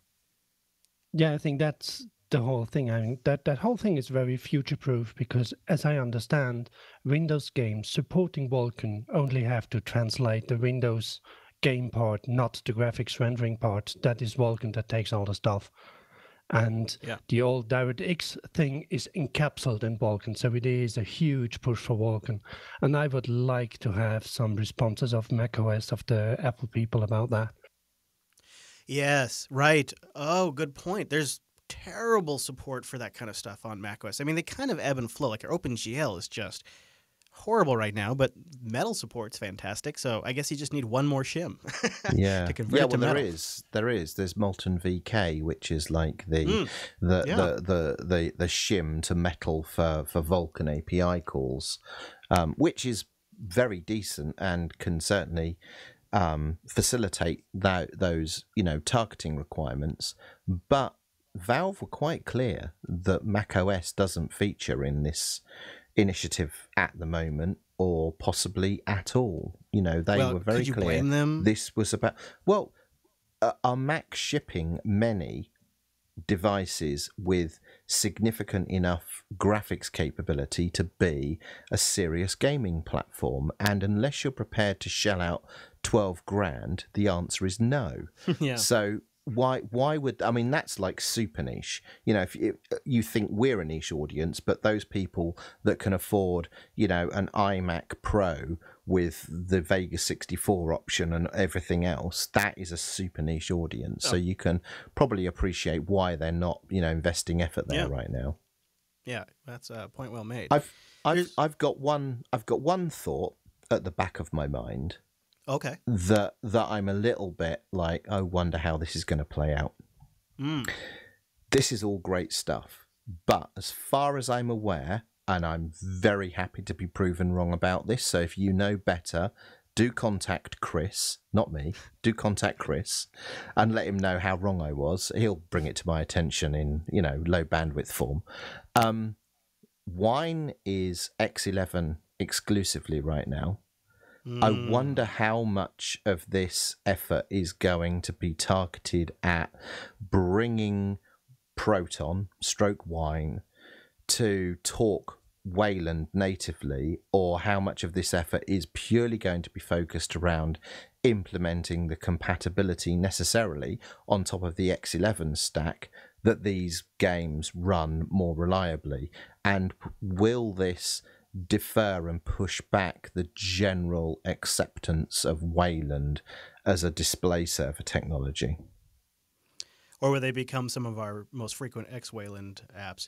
That's a good question, and you have to wonder if it's not a chicken and the egg problem with graphics drivers. You know, you're gonna to really develop that, you would need a Linux box with full proprietary 3D graphics to troubleshoot and test. You gotta get that first. You'd do better with the fully open source drivers for Wayland stuff. Yeah. So, you know, I'm not close enough to the development of these things to know how, you know, how prioritized Wayland is in this story, and if it features at all or if it features significantly. But I'll be very interested to see whether targeting Wayland is something that's of paramount importance, that it helps deliver Wayland to the Linux desktop, or if it's something that pushes back the acceptance of the Wayland desktop because there is a significant enough performance impact on these games being run through compatibility layers that people just aren't prepared to go there yet. Well, just I can as answer the transition this. to Wayland was looking simple and smooth, this has to come along. Go on, Marius. You've got some insight here. I can answer this because I'm working pretty closely with Wayland and Mir. And I would say the answer to this is NVIDIA. NVIDIA, they to play proprietary drivers there doesn't work at all with any of the Wayland stuff without needing to use their elk stream APIs. And without NVIDIA support, they most of the graphics cards that the gamers have, which is NVIDIA, doesn't work on Wayland. So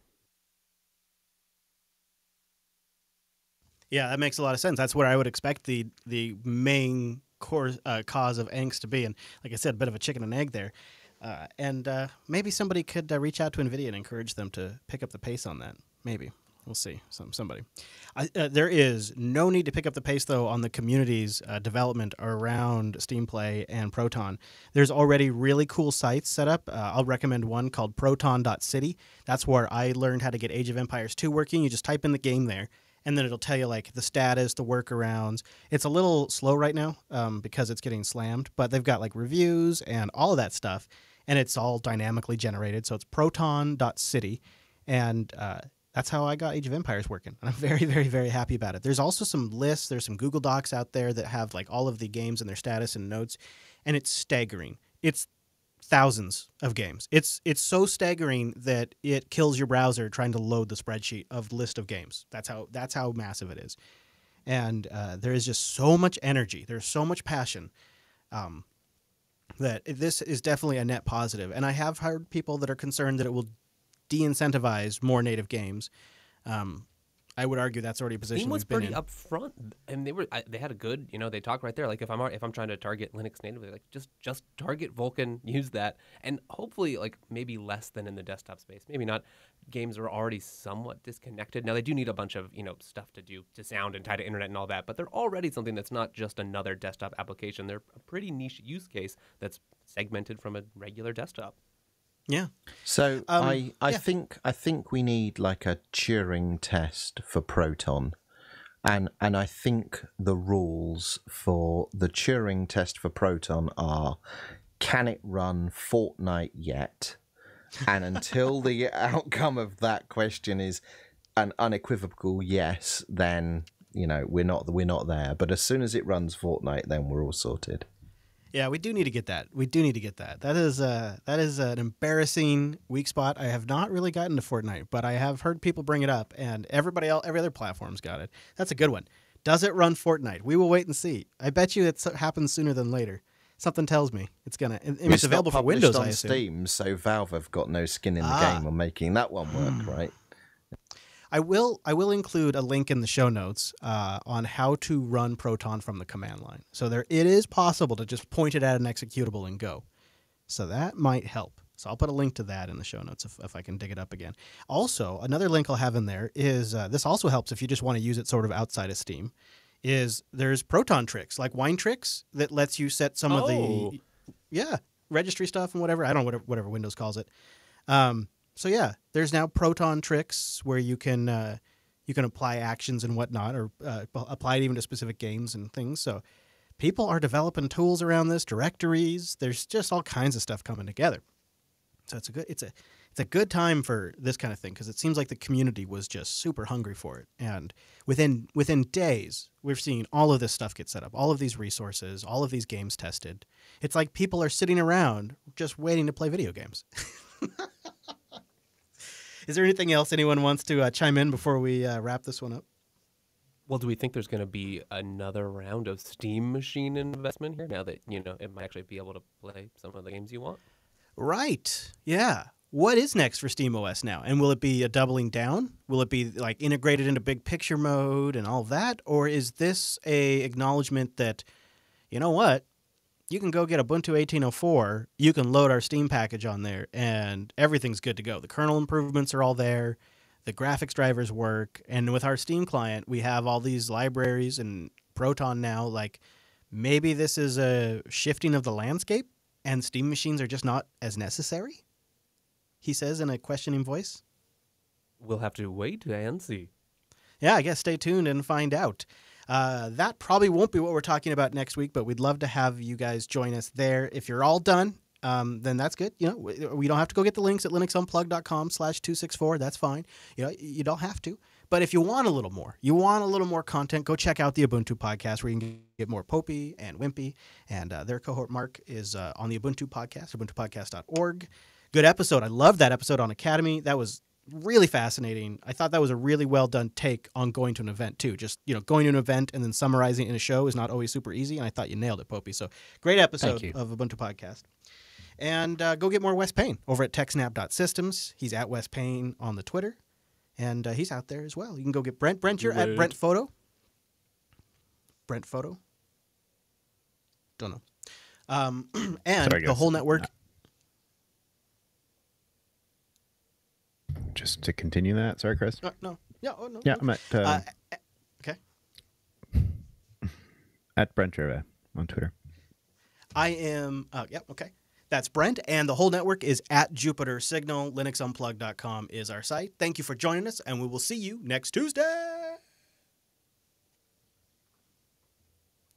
I assume that's where the music will play out right there. That was a legit fade right there. Yeah. Thank you. No I self-faded. That was all you. Yeah. And I'm losing my voice a little. My voice is getting a little scratchy. All right, let's name this thing. Now, Wimpy, did the title go through that you were thinking we were going to see? Did that make its way through? Yeah, that made its way through. I went for a super long version and then trimmed it down. Okay, let's go take a look at this thing. JB Titles. It's number one. I'm feeling confident in my prediction for this week's show title. Oh, my goodness. That is pretty good. That is long, but it is pretty good. Emulated Fun made it in there. I can give you an even shortened version. You can just go for Proton Electron for games. Yeah, that's nice. That's nice. That is good. All right, that's going to be pretty hard to beat. One thing we didn't talk about. I also know that's going to irritate people that I know and I'm friends with horribly, but hey ho. It's the meme. It's summarizing the meme within the peanut gallery in 4 words or less. That's all we've ever wanted from a title. I love it. I'm going for it. I'm going with the slightly shorter version. Proton Electron for games. Now what did we miss this week, Wes? Oh, I was just gonna say we didn't. I was happy to see that Proton counts as Linux for Steam Play. So if you're gonna get surveyed, if you're running it through Proton, it counts as Linux, not Windows. Right. Yes. Good point. That's cool. Yeah, that is a good point to make. Yeah, we should have made that in the show. The way that it's always been this way too. It's the way the Valve system works. It's whatever system you've played the most on after 2 weeks. Who here has purchased a game as a result of the Steam Play beta? Yeah, I did. I bought Age of Empires. I did too. Yeah, so did I. I bought over a dozen. Oh. Well, they were in packs. They were racing stroke driving games in packs. So why wouldn't I? Yeah. Now, when the Steam sale is on, I'm not going to feel so limited. I'm going to just go crazy, and my wallet's going to be empty in no time at all. Yeah. But you do need to check these community-driven, does it work? Because I was looking at those like, is my investment safe? If I buy this thing. And the curious thing is, the only game that doesn't work for me is Doom, which is whitelisted. And I put my Steam client in give me all the things mode, and everything that I purchased outside of, it's tested and supported worked until I decided I'm going to purchase Doom. Nothing, black screen and music. That's all I get. I'm not going to do that. I'm not going to hold back. I'm just going to buy it and have the confidence that someone out there will fix this for me. And because there are going to be plenty of gamers out there who want way, my friend. Yeah, totally. That is the Linux and what I'll do way. is I'll just rant on Twitter if it doesn't work. Yeah. Oh, there you go. At least you got a plan. Really the Linux way. At Valve, you suck. There's the show Make title. my games work.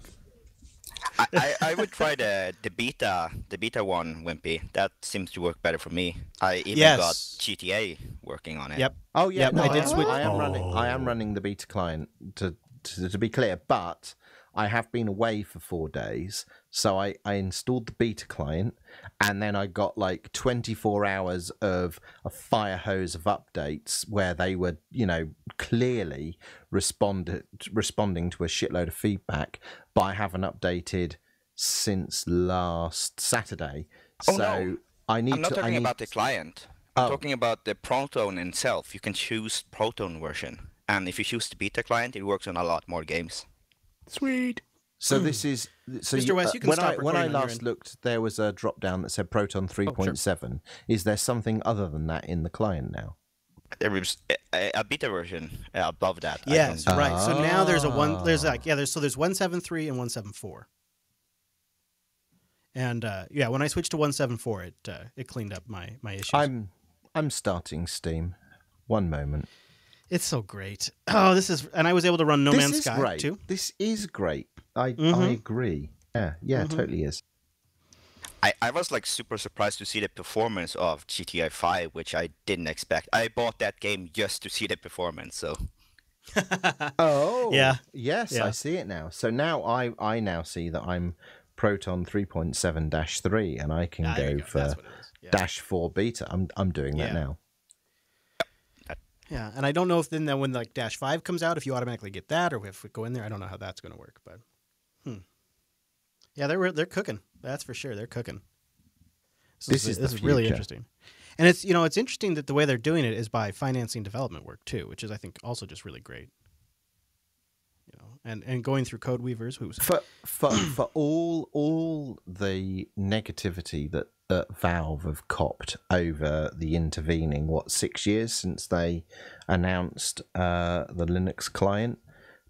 Don't you think this endeavor, which they've now announced after 2 years of activity, underscores their commitment to Linux in a way that we've been passing off as, oh, well, they've lost interest. And they've kept silent all this time against all of that backdrop of disgruntlement. And then they're good at that. Boom, they're really good at keeping the quiet. mic. Yeah. Yeah. I still want Half-Life 4 on Linux only. Oh, you only said it, didn't you? That's pushed it back another 3 years. There it is. Well, I thought it was a good conversation, so I really appreciate everybody who contributed. I think that was good. All right, rendering this stuff. Got to drop this all in here. What if I say that this is simple survival strategy? Because otherwise they see their money go away. They need a platform-independent structure. Oh, so yeah. Linux comes handy.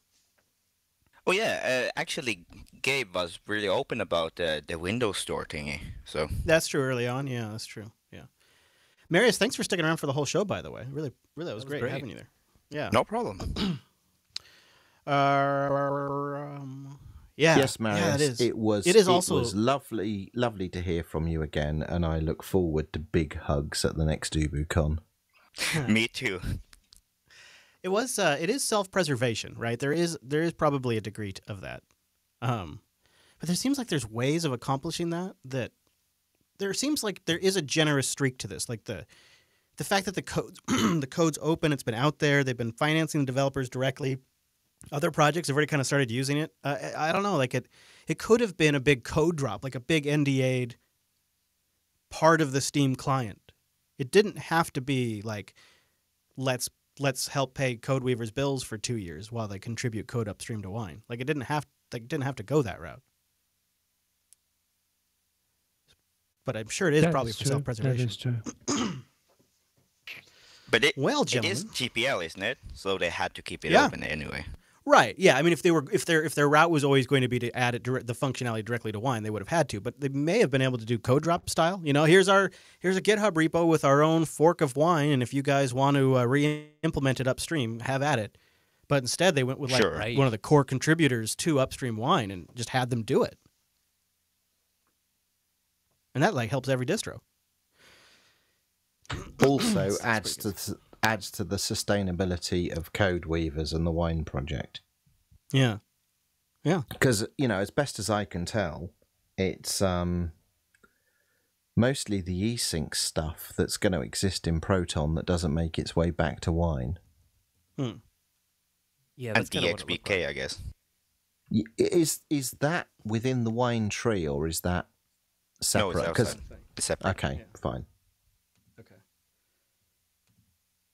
It's so exciting to be a Linux user right now. It is. 2018, year of the Linux desktop, guys. It has been a good one. It's actually happening. Woo! It's happening now. I know. It is actually happening. Yeah. It's pretty crazy. I'm so excited. I need to go to bed. Yeah. Yeah, I should go. I got to run. This is all because of both Electron and Proton. Yeah.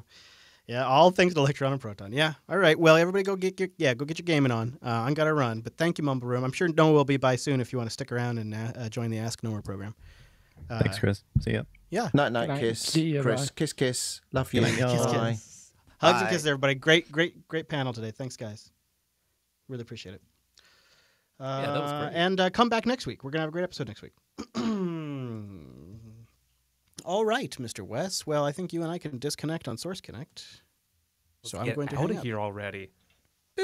Goodbye.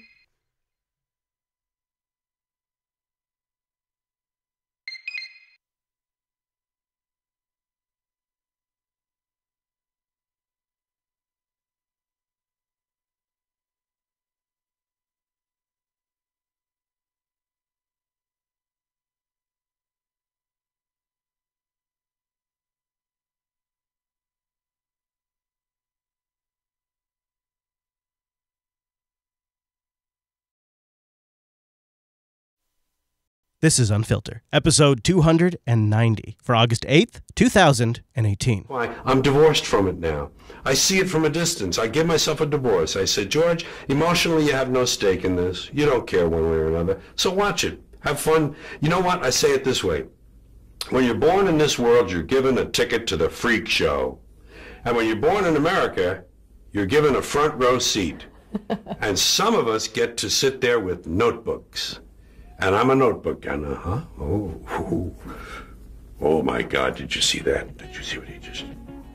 And I watch the freak show, and I get my notes, and I make up stuff about it, and I talk about the freaks. And the freaks are all humans, and they're like me, and they're all the same. We're all the same. I'm not better, I'm not different. I'm just apart now. I'm separate. I'm over here because I put myself out of the mix. I don't have a stake in the outcome. I'm not a cheerleader.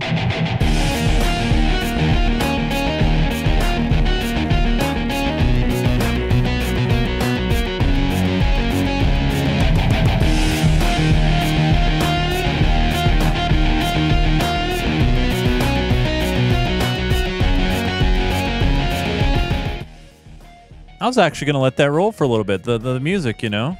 Yeah. Just kind of let it marinate for a bit. It is a good song. Hey, everybody. Welcome to Unfiltered, Jupiter Broadcasting's, well, it used to be weekly show about the news you shouldn't be watching. I'm Chase Nunes. Hey, buddy. And I'm going to give you guys my full name because over there, been with this guy since episode number 1, Mr. Chris Fisher. Yeah. 2 studios, 3 different soundboards, different sound effects. A few co-hosts. 2 presidents. Yeah.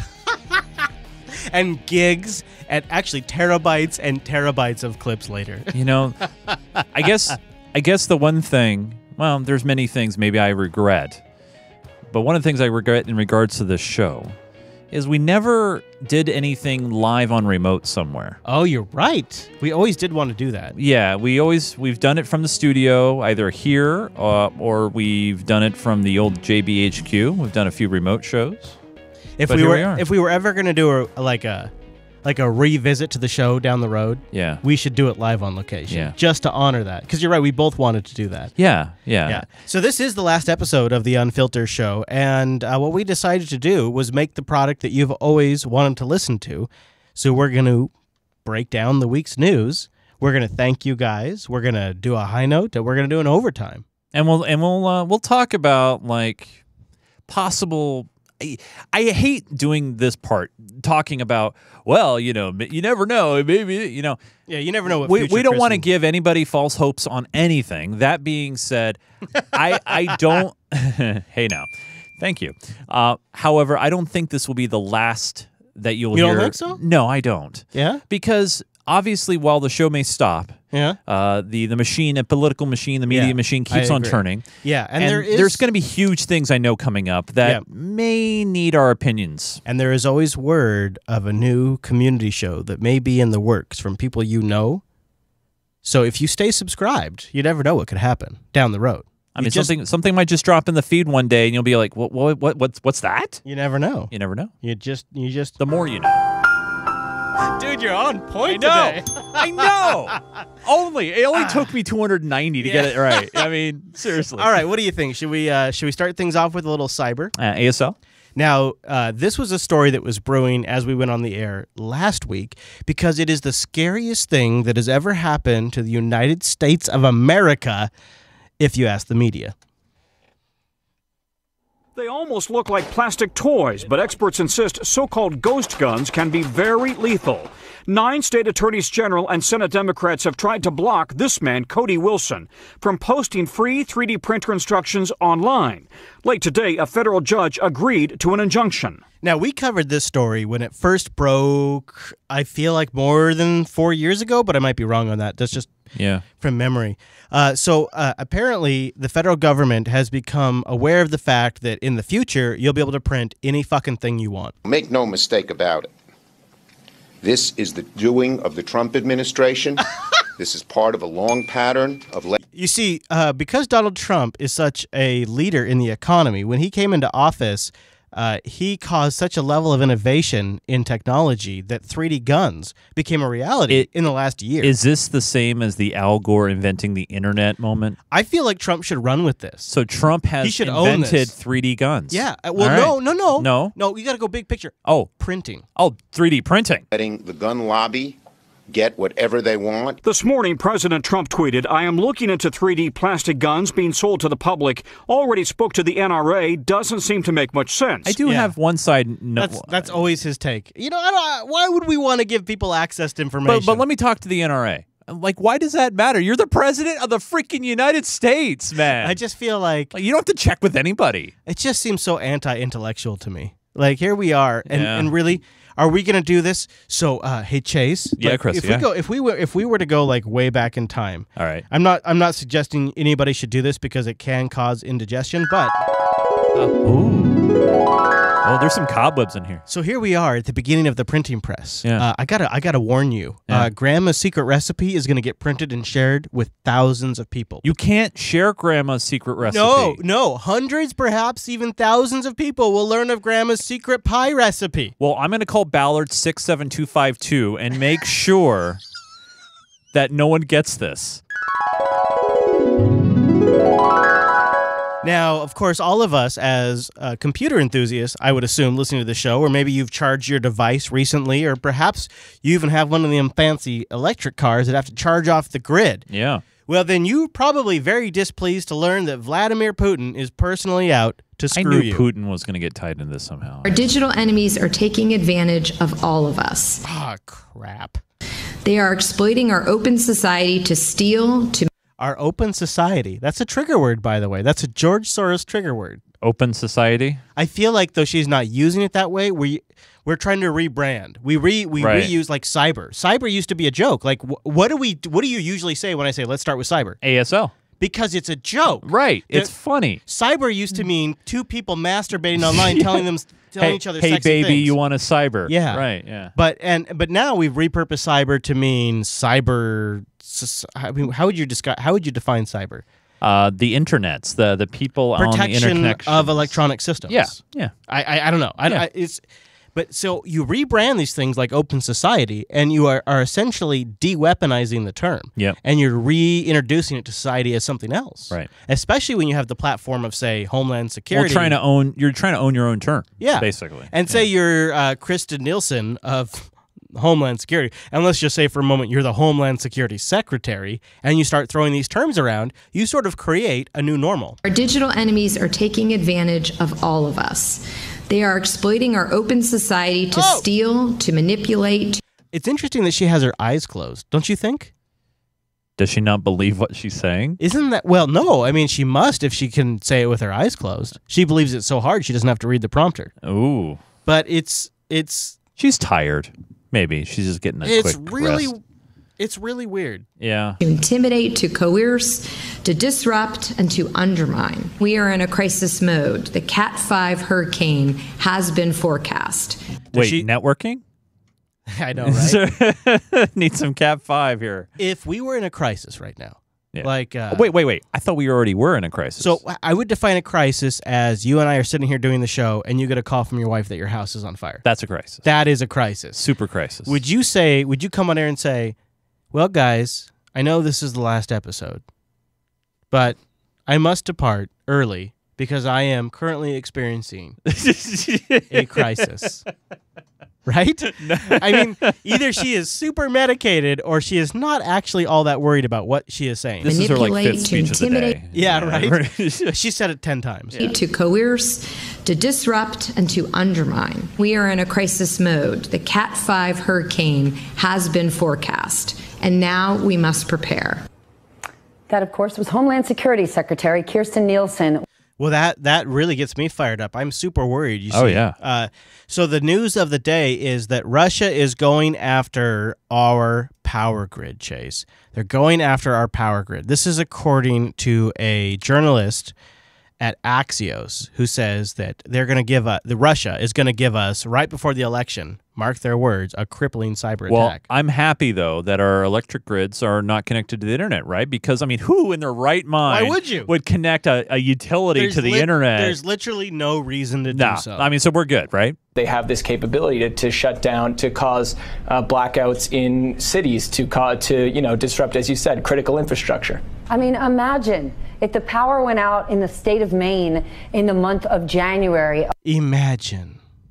If I could only imagine. Imagine if my blouse fell off. All the lives that could be at risk. I know that you interviewed a few top intelligence officials and specifically asked which global threat worried them the most. What is keeping them up at night?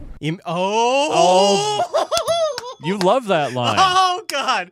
Imagine if I punch this guy in his Hey, throat right if your now. phone rings at 3 o'clock in the morning, what are you going to do? What is keeping you up at night? What is keeping you up at night? That line. I hate that. That triggered you just now. Just boom, triggered. It really does. Play it again. Asked which global threat worried them the most.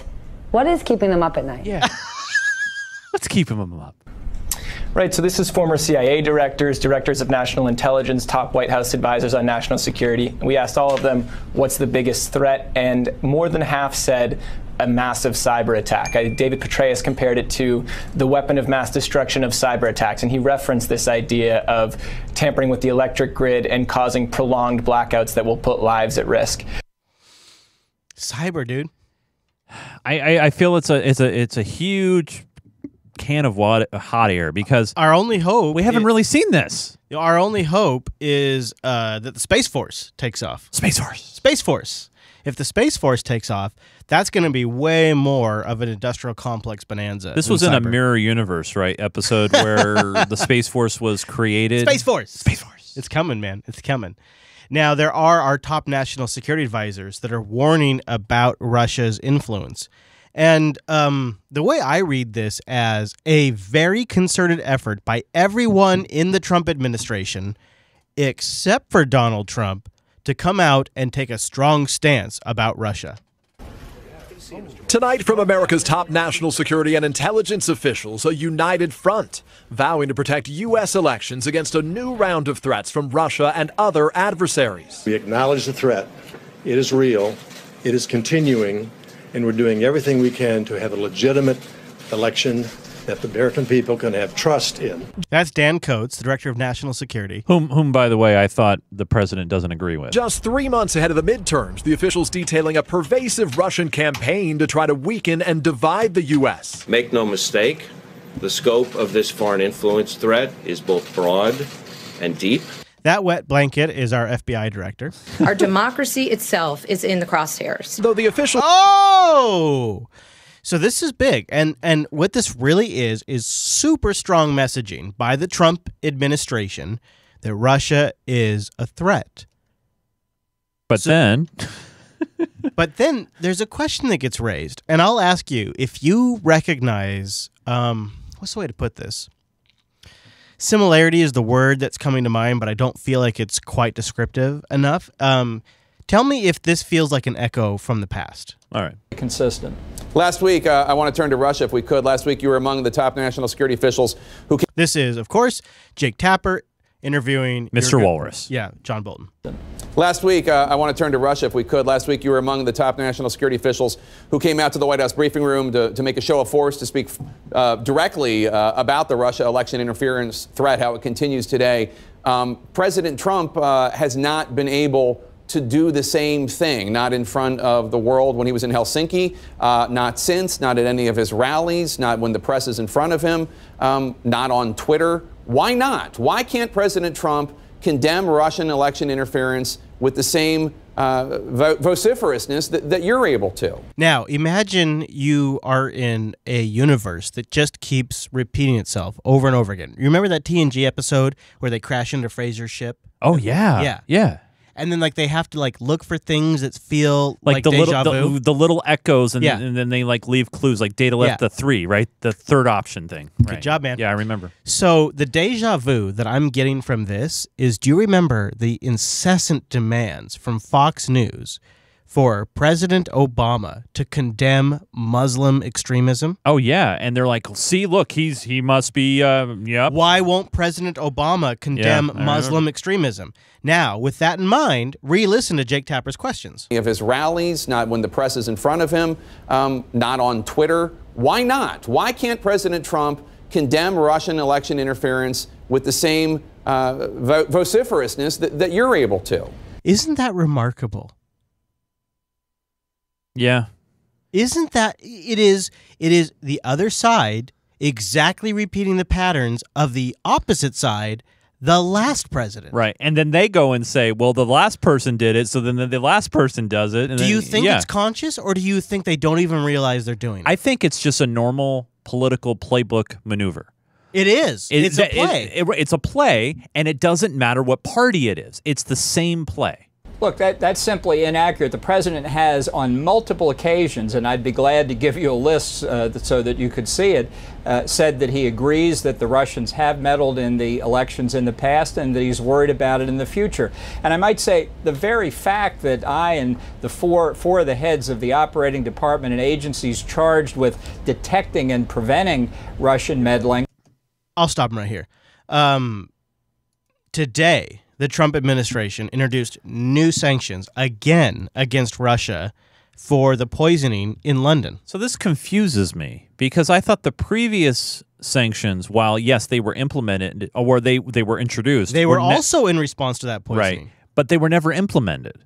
So, right? I thought they were never implemented. Well, no, what it was, yeah, you're right. Well, kind of. What it was is that a couple of businesses got really fucking fatty exceptions. And the Space Force got an exception on this new one too. Yes, exactly. It's true. Yeah. So they keep writing exceptions to these otherwise super tough sanctions. Yeah. Yeah.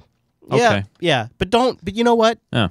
I don't want this to overshadow Don's wonderful son. Feeling the heat. Even though it's 110 degrees in this crazy room. It's so warm. Actually, let's be fair. They are warm. Could the oldest member of your family perform at this level in a room that's 110 degrees? No. Barely could. It would take as a mid-30s man who's been doing this for about almost 15 years. I could barely do that. Barely. And here is a man in his 70s. It speaks to what Ronnie Jackson says, the former doctor to the president, that he is in top physical peak condition. Obviously. As proved by this clip. Right. Feeling the heat. Even though it's 110 degrees in this crazy room. Saturday night at a sweltering Ohio rally, the president raised alarm over ongoing election interference. We got to stop meddling. We got to stop everybody from attacking us. But there are a lot. Russia's there. China's there. But by this morning, he was running a fever on Twitter. You see what she did there? The prescription for that fever? More tweets. Oh, I thought it was cowbell. Yeah, denying a news report as a complete fabrication, that I am concerned about the meeting my wonderful son Donald had in Trump Tower. That June 2016 meeting included a Kremlin-linked Russian lawyer and lobbyist, along with the president's son-in-law Jared Kushner, and then campaign chairman Paul Manafort. But today, the president changed his story, dropping the earlier claim that Russian adoption policy had been the focus. This was a meeting to get information on an opponent, totally legal. He adds, I did not know about it. Now, when we first heard about this, it was a meeting about Russian adoptions. Yep. Then it was I knew nothing about it. Then it was I dictated a few things. I acknowledge, the story has shifted a few times. A few. But I feel like all of this is, literally not new. He, during a press conference with France's president a year ago, a clip in which we played on this very show, admitted it was a meeting to get information about an opponent, and he says, which happens all the time. And he kind of does one of these hand gestures that he's famous for. That was a year ago. I don't understand how this stuff that happens about 11 months ago. Then why change the stories back and forth? Why focus? I don't disagree. There was some obfuscation or dissemblies, as they used to say with Obama. Some dissembling happened here. No kind of collusion with the Russian government to get information? Well, I agree. They were trying to meet intentionally with a Russian representative to get dirt on Hillary Clinton. Yeah, that is what tried to happen. No, I thought this was about Russian adoptions. Now I'm completely confused. Yeah, I know. We may need some faith healers. I feel better. Thanks. Thanks, Nancy. Yeah. Thank you. But I thought here's what actually has made me exhausted doing the show is that stuff comes up. It's on a cycle. It comes back up. like my girlfriend's bad mood. Like every month, like it comes back up. You know, Right, and I'm like, yeah. wait, you were doing great. Oh, why are we-" Flashback. Yeah, oh, yeah, exactly. So this is to me a non-story, but yet it's in the cycle again. It's like one of the things they go to in the cycle. Well, I think it's part of the reason because it feels like the impression is that the story is always changing and always going back to, well, Yeah. we knew it wasn't about adoption, and now we have confirmation. Yeah, it definitely wasn't. And even the president tweeted straight about it. You know, so it's like, what's up now? You know, that kind of thing. Yeah, I understand. And there's a lot going on. Like if you think about it right now, if you put yourself in the mindset of Bill Clinton during the Monica Lewinsky scandal. Me?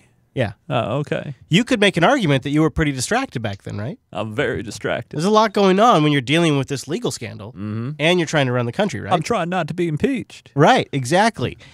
So think about Trump here for a second. So not only is he, quote unquote, trying to run the country, quote unquote, and depending on who you ask, trying to run the world as the world's most powerful man, quote unquote, but he's dealing with the Manafort trial. Yeah. He's dealing with the Cohen crap. Yeah. He's dealing with the Stormy Daniels crap. Yeah. He's dealing with the Russia investigation crap. Yeah. And trying to run the country. Yeah. And work on his golf game. Of course. Every weekend. And during the week. And maybe grab some pee. So it's a lot going on. So that's why the developments in the Manafort case really matter. Rick Gates back on the stand, admitting during a harsh cross-examination to having an extramarital affair a decade ago. So Rick Gates made a deal, which we'll get into here in a moment. He made a deal. And so part of that deal is he's got to be honest. And if he wants the FBI to honor this deal, when he's under oath, he's got to be honest about it. He's got to be straight up. Yeah. So Manafort's lawyers have been waiting all week to go after this guy. Yeah. Cross-examination. Yeah. And so they get their opportunity to cross-examine this guy. And they expose not one affair, which was like the main one. I know, but 4 different affairs this guy had going on while being married, all to just embarrass and discredit him. And he also goes on, I don't know if you have a clip on this, to admit that not only he stole all this money, he stole it from Manafort too. Yeah. Harsh cross-examination to having an extramarital affair a decade ago, but denying accusations by Paul Manafort's lawyer that he was embezzling money from Manafort in order to fund his affair, and what the defense attorney referred to as a secret life in London and elsewhere. Gates also testified today that 2 weeks after Donald Trump's election, Paul Manafort recommended that his banker, Stephen Koch, become Secretary of the Army. Koch allegedly loaned Manafort money under false pretenses. Gates detailed how broke Manafort was when he joined the Trump campaign in March 2016, working at the time for no salary. Gates said that Manafort's consulting firm had no clients then, and that they were at the time trying to secure another political consulting contract in Ukraine, but had not yet been able to. In a 2015 email exchange, Manafort was clearly frustrated. WTF, Manafort wrote to Gates. How could I be blindsided like this, Manafort said. This after learning that taxes he was due to pay were much higher than he had anticipated. Gates admitted that he also supplied false information to banks in order to help Manafort secure bank loans. Gates testified that Manafort made more than $5 million between 2011 and 2012, doing consulting work for a Ukrainian billionaire. Gates went into detail about how shell companies were used to move money into hidden accounts in Cyprus. In one instance, according to Gates, a payment supported lobbying in the United States. Gates stated that Manafort reported some of the payments to U.S. tax officials as loans, though they were, in fact, income, adding that Manafort was, quote, trying to decrease his taxable income. Prosecutors demonstrated that Manafort directed these activities through emails.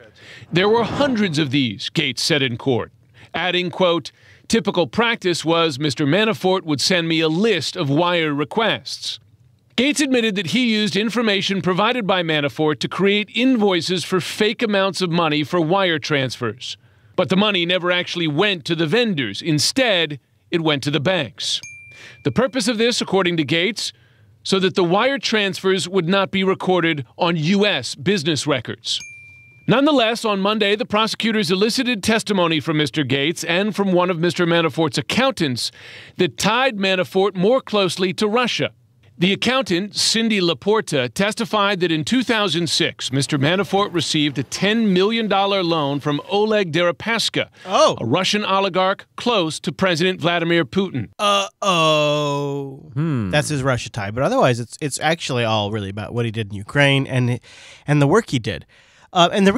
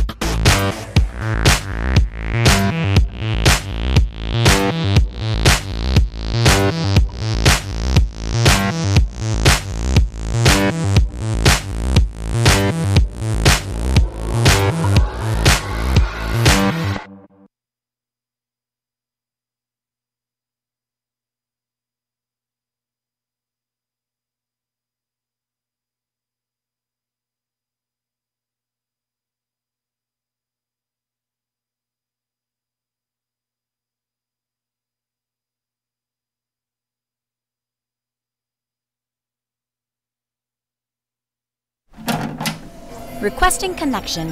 Established. Encrypted. We're live. The show you've been asking for. Advice, technology, and community. Linux first, all others second. This is Ask Noah.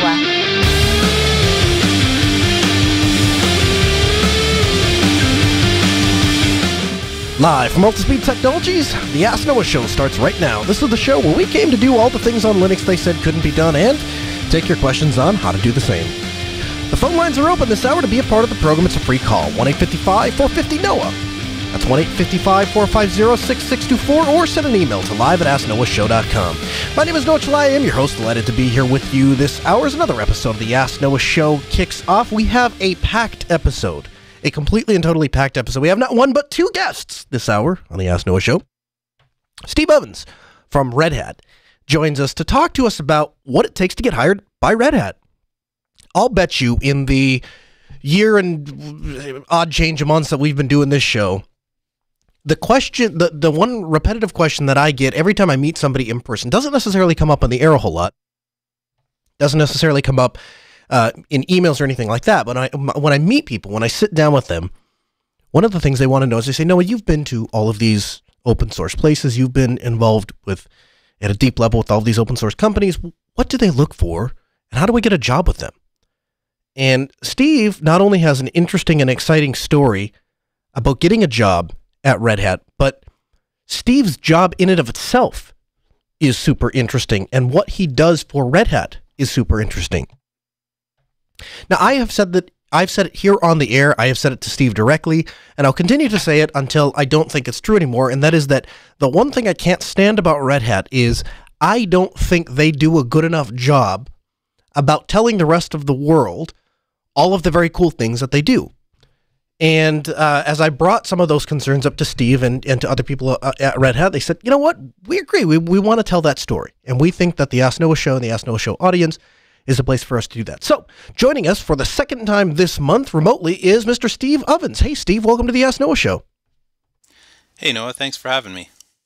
Thanks for taking the time to be here. So, before I want to get into your career at Red Hat, I want to get into all of the things that got you hired at Red Hat.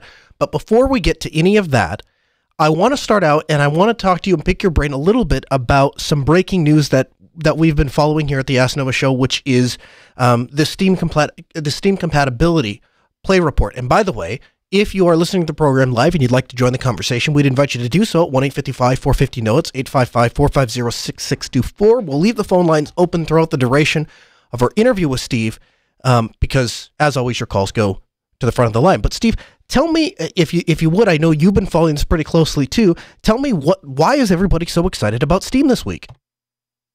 Yeah, so it started off, there were some unconfirmed rumors, as normally happens with Valve. People were watching commits go by, and there were some comments in a commit that indicated that they were working on some sort of compatibility toggle. And it turned out that for the last 2 years or so, they've actually been working in conjunction with Codeweavers to produce a fork from Wine. I'm not sure fork is exactly the right word, but when I looked into it, Valve's reasoning was that there were some things that they wanted to do inside of the Wine branch that Wine wasn't taking because they didn't feel that it was suitable for the direction they were trying to take Wine as a whole. So they worked in conjunction with Codeweavers to produce something called Proton. And Proton has a lot of enhancements, especially when it comes to games that need multi-threading or that benefit from multi-threading. So what they've basically enabled you to do, if you enable the beta inside of the Steam client, that gives you a new option inside the settings where you can go and say, allow compatibility mode in Steam. And then it also has a separate drop down to say, well, I want to use the default or I want to use the beta version of Proton. When you turn that on, you'll have to restart the client and it'll prompt you to do that. When that happens, your entire list, if you have Windows or you have Linux games, will now show up as a way to be installed. Cool. Now, Steam, Valve has 27 games, I believe, that are officially whitelisted. That's their terminology to say, we officially support this and we've QA'd them all. But the community has kind of rallied behind this, and I've been actively involved. I've submitted 6 issues on Proton's tracker. And there's also a spreadsheet, which I believe Noah will have linked in the show notes, where at current there's about 2,400 games that the community has rated, and about 1,800 of them are rated as stable or completely stable. And that ratio kind of matches what my experience has been. So I have about 300 games in my Steam library, and I've gone through, I would say, about 100 of them, and only 17 so far haven't worked. And some of that may be fixed in the future because DirectX 10 is currently not supported in this. So they're supporting 9 and they're supporting 11. But the games that have DirectX 10 only, they either crash or they don't work properly. So everybody seems to be really excited about this because it means that all of your old titles, for people like me who have abandoned Windows some time ago, now I have a raft of games that I can play again. Right, yeah, they're coming back. And as the chat room points out, you know, we've been following this news. The news that Steam was doing stuff broke earlier in the day because I was kind of dipping into it, but I guess a lot of this has just transpired within the last 20 minutes or so. So the mainstream got a hold of this. I kind of dug around when I heard rumors of it, so I started working on this on Friday, and obviously I'm not the only one. There's tons of people, but when I started digging around, there was about 100 issues on Proton. When I checked earlier today, it was about 570 open issues. So like Valve is just getting people volunteering hand over fist. You interested in taking a phone call, Steve? Sure. Cool. Let's go to the phones. 1-855-450-NOAH. It's 855-450-6624.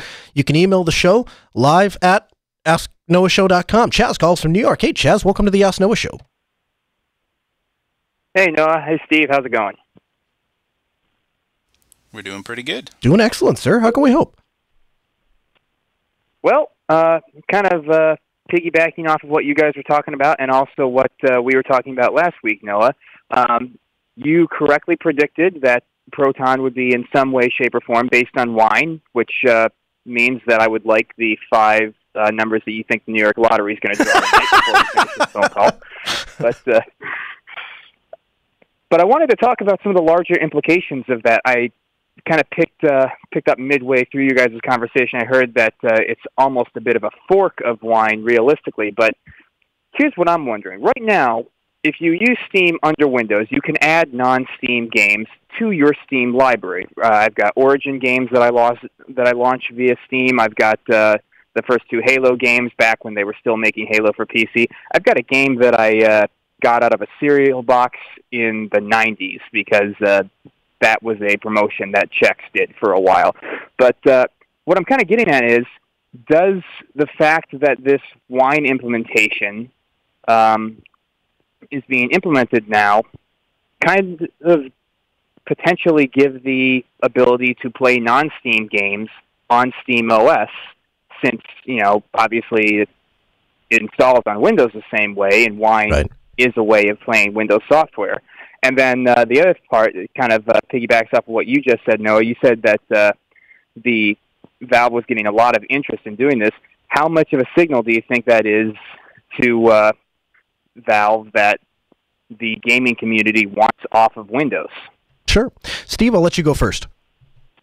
So on the idea of, like, can I play non-Steam games with this compatibility, the answer is yes.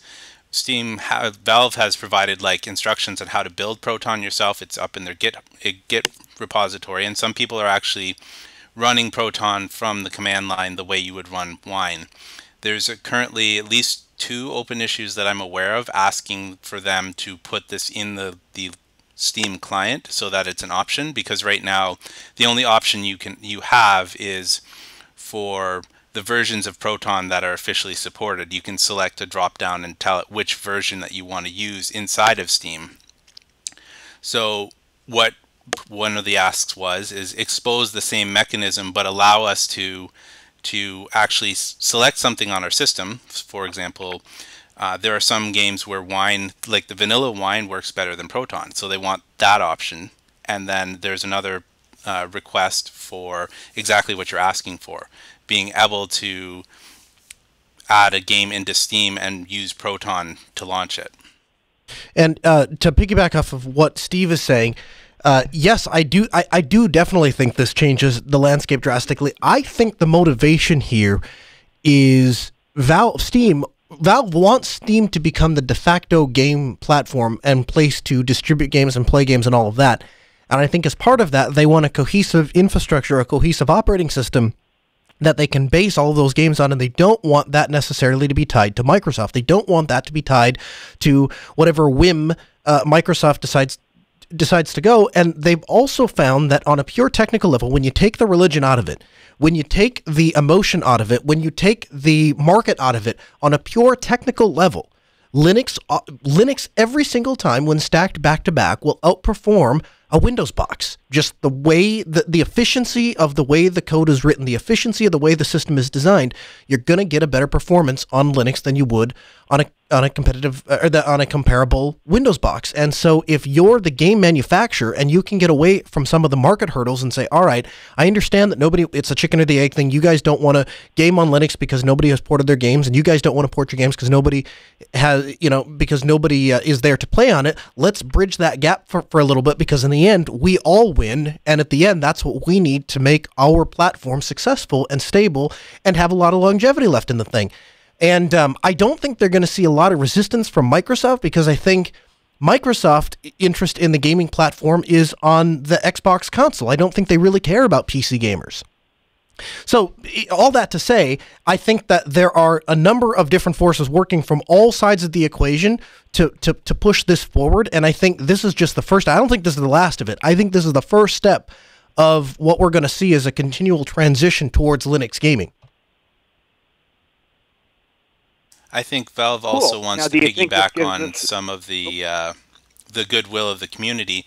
And I don't mean that in a derogatory way, but they recognize the value of getting a bunch of eyes on something and fixing it. You know, a lot of us are more technically inclined, right? And we're going to look and say, give me the debug log and I will tell you what the problem is and how I fixed it. And on top of that, they've shown by their injection into the kernel, like kicking stuff upstream into the kernel for, say, the Steam controller, that they realize the value of committing things upstream, and they don't have to carry this burden by themselves. Right, absolutely. Chaz, you were going to jump in there? Yeah, I was just wondering, do you think this means we see a resurgence in Valve encouraging companies to build their own Steam machines and subsequently sell them, or do you think it's going to be more along the lines of just, here's our operating system, go ahead and install it or build a PC on your own, and, you know, whatever happens, happens. Yeah, I don't think Steam has an interest in SteamOS without the Steam box, right? Because at the end of the day, I can say all I want to about the longevity of Windows and the longevity of Steam and the longevity of gaming on Windows and all that. But at the end of the day, today, the world we live in today, in August of 2018, Microsoft still makes Microsoft Windows 10, and Steam still runs on Windows 10. So today, that's not a problem. And I don't think Valve would be bending over backwards. And I think, essentially forking the Wine infrastructure and working with a company as large as Codeweavers to create this system, I think that is definitely bending over backwards to get Windows games to run on Linux. So there's no real benefit in that to them today, unless they're interested in eventually pushing hardware boxes. And if you think about it, it's a three-part rub for Valve. It's a three-part win, because they win in the aspect that everybody wants to publish their game to Steam, and you can bet that Steam is making money off of those transactions. They win in the fact that they are going to be able to compete in the PC market space, the console market space, and eventually I think they're going to move into the Android market space. I think they'd like to be in the mobile gaming space. I think that as you see them build this infrastructure out, and I think as you see them make some of these decisions, I think all of those lead to a very long picture, of really 30,000-foot view, as it were, of this landscape, and saying, all right, what do we need to do? What decisions can we be making today to make sure that we are the most dominant, relevant gaming platform 10 years from now? And I think what they have latched onto, correctly I might add, is that when you can tag on to this aspect of community, everybody wants to pitch in. Steve, you yourself have contributed to this repository for Valve. Yeah, it's just minor things, right? Like I made a couple suggestions saying like, here, these things should be whitelisted and this is why, and I had these problems and this is how I fixed it. Like, just very minor things. I haven't done any code, but, you know, I do what I can in my free time. Absolutely, but downplay the individual contribution. But I guess my point was that they're going to get people that are going to willingly give of their time for free to make this reality happen, and in doing so, they're going to foster this community, and that is, as we've seen with companies like Apple, that kind of marketing is very, very powerful. There are a lot of people that will go buy the latest iPhone not because it's a technically superior product, but because they just want to be known as the guy who has the latest iPhone, because Apple has built a culture around these products, right?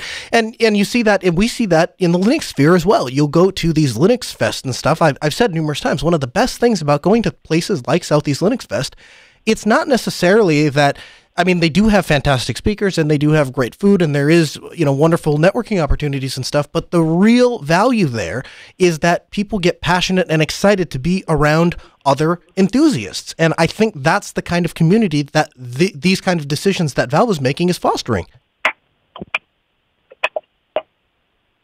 Anyway, thank you so much, Chaz, for the phone. I appreciate it. We went a little bit longer with that than I ordinarily would, but I do appreciate you taking the time to call. And Steve, thanks a lot for breaking that down and working with us on that. Again, as Steve said, there is it's a Google Sheets document. It's the Steam Play Compatibility Report, and we'll have that linked in the show notes. You can get the show notes, of course, by going to podcast.asknoahshow.com and click on the latest episode, and we'll have that linked for you there. Steve Ovens, thanks so much for taking the time to be here with us. I appreciate you talking to us a little bit about the Valve issue, the Steam issue. Of course, that's not really what we brought you here for. The reason that you're here is because we get asked time and time and time again, how do I get hired by companies like Red Hat? How do I get hired? How do I get paid to do the thing that I love to do, which is work in the open source community? Now, before I get to any of that, I got to ask you a couple basic questions. The first of which being, how did you get started on Linux? What was the first time that you realized there was this cool and exciting, albeit alternative operating system? So that's kind of an interesting question. My dad had always had a computer. He worked for one of the big 5 banks here in Canada, and he brought home a computer with, we had dial-up when there was only BBSs kind of kicking around. So I'd always had computers kicking around in my house, although we weren't allowed to touch them because they were crazy expensive. He had this thing called Mandrake at one point, and I was like, oh, well, how do I run things? And he's like, you don't. It's not that. And I was like, oh, well, I didn't even think anything of it. I grew up in a small town, and by small town, I mean I grew up in like a suburb of a small town, like 2,000 people, and my little area had like 30 people in it. So we weren't really the bastion of technology. So I really didn't hear about Linux before I went to university. When I moved into the dorms, my next door neighbor, he had a next door neighbor, and that guy had Linux on his machine. And so I met this guy, his name was AJ. I met AJ through my friend Bob. And AJ had this whole automated system where every morning he would have something print out. He had some sort of Perl script that would talk to the university website and print out his schedule for the day. And it was like all really neat, like stuff that at the time most people didn't know how to do in Windows. So Bob, my next door neighbor, was really interested in that. He's like, I want to do this thing. I want to tinker with it. So he and I went we went dumpster diving, and we found a computer that had no hard drive and no CD-ROM, but it had a floppy drive. And so he made it work with a floppy drive.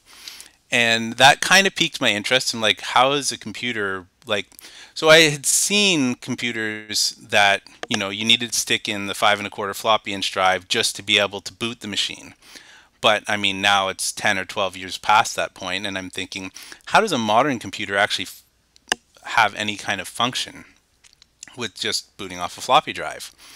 So he did a lot of really interesting network type stuff. I wasn't really interested in that at the time, but he kind of kept at me, and I'd say a year later, maybe 2, he convinced me to install Gentoo, of all things, on one of my computers.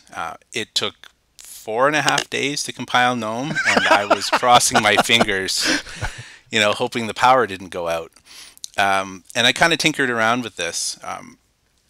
Actually, recently on opensource.com, they were asking for people to do submissions for what their first kernel was. So part of my story is in there, where it took all this time to compile, and I got it up, and for about a month I was like, what do I do with this thing? I can't play my games on it, and I can surf the web, but I've never been particularly interested in social media. So the thing only lasted about a month before I wiped it and I put Windows back on. Now this is 2002, so Gentoo was just past the 1.0 phase, so it was kind of rough. Ubuntu came along after that, and it stuck. The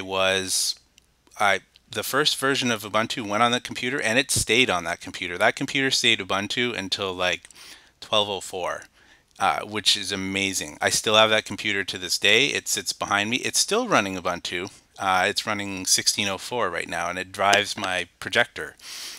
So fantastic longevity in that machine. So that's really kind of how I got interested in Linux. How I got into a career in Linux is a completely different story. Okay. So I had always been a tinkerer. I liked to, when it came to computers, I'm not much for tinkering with, security systems or anything like that. But I was that guy that was getting the lead and tracing the contacts on your AMD CPUs so that you could mod it into being a multiprocessor one. And I was doing all kinds of stupid stuff like that.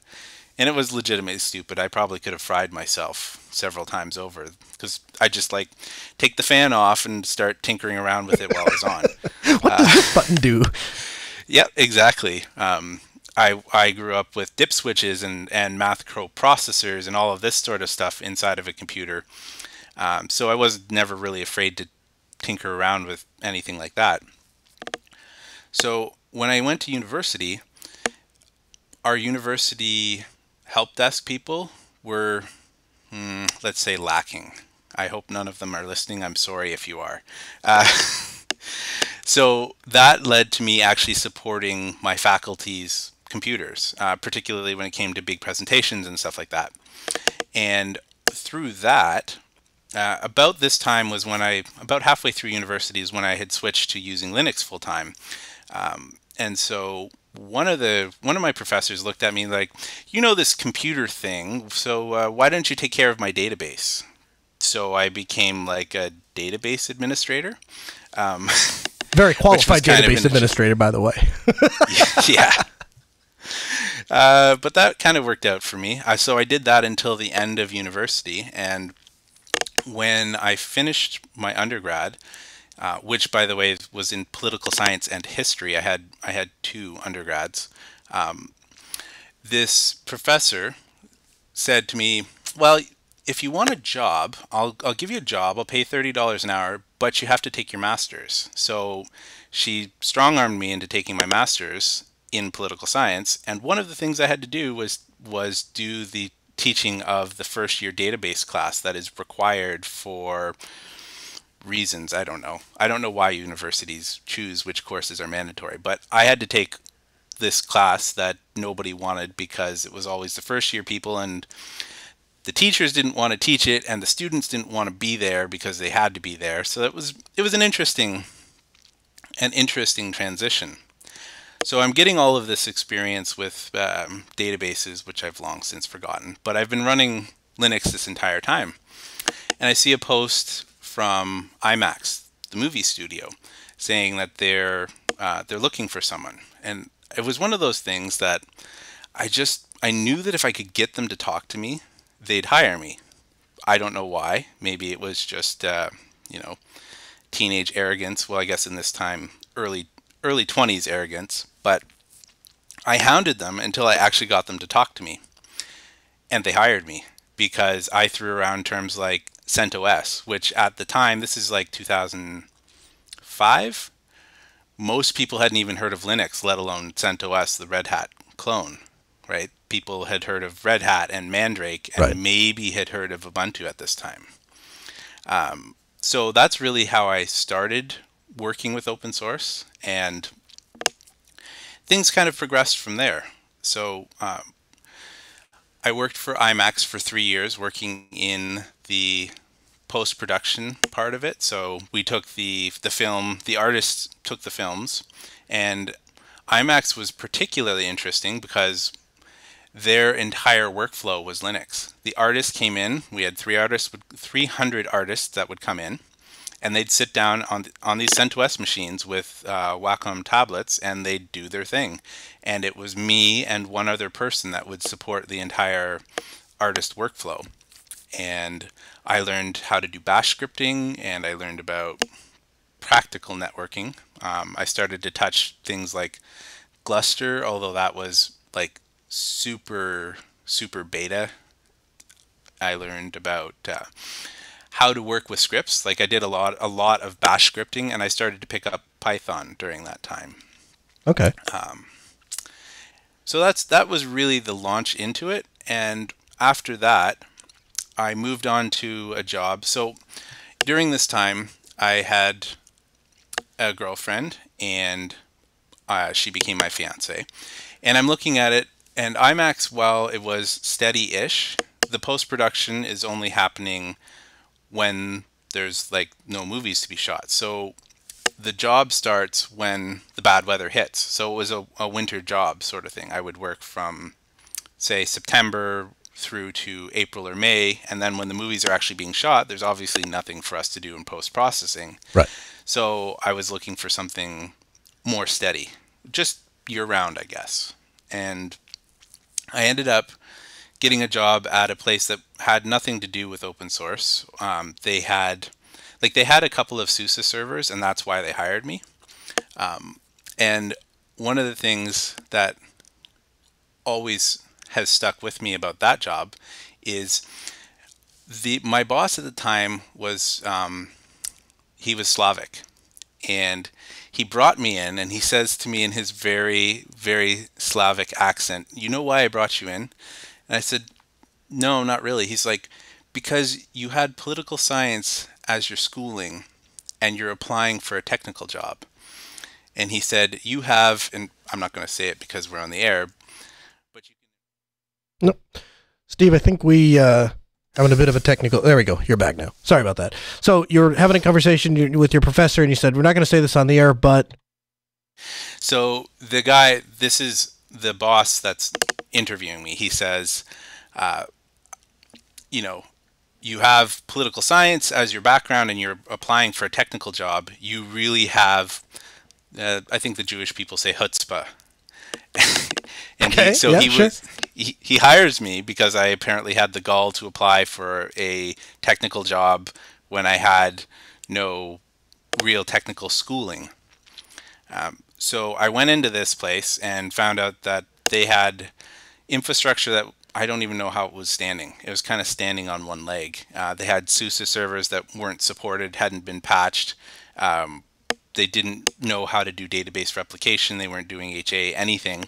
And so I came in and I was like, okay, well, what's my budget? And they said, nothing.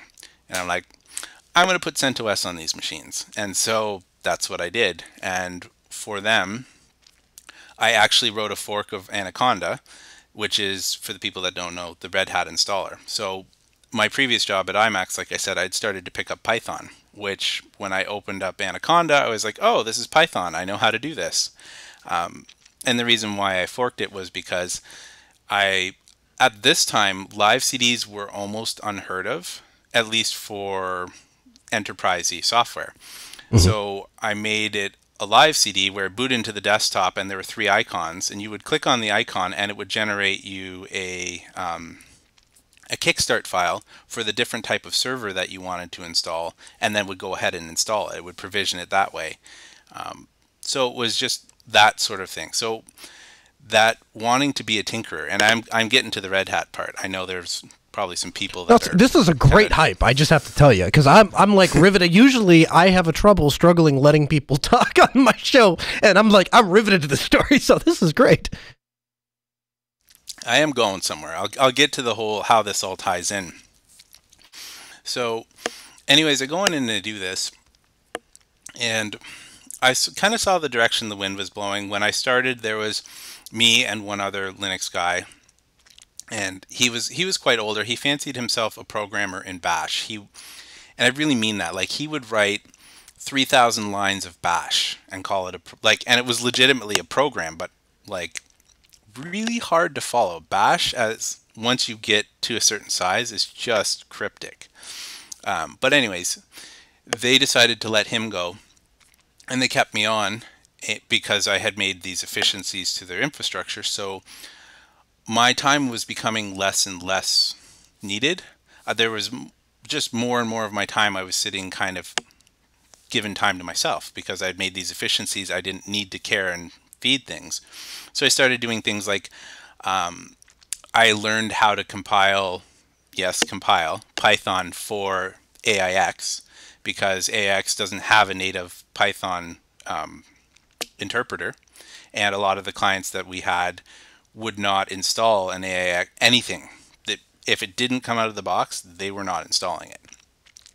And so that led me to taking a look at what the database people at this company were doing, and I looked at all the manual work that they were doing. And like, I probably could help you with that. So I wrote them an installer. Like, I figured out what they normally needed to do, and I wrote an installer, and they started using that for the people doing the database stuff. And all that was just basically a front end for a gigantic Python script that would do all of the stuff that they needed to do. So I decided that it was time to leave that job.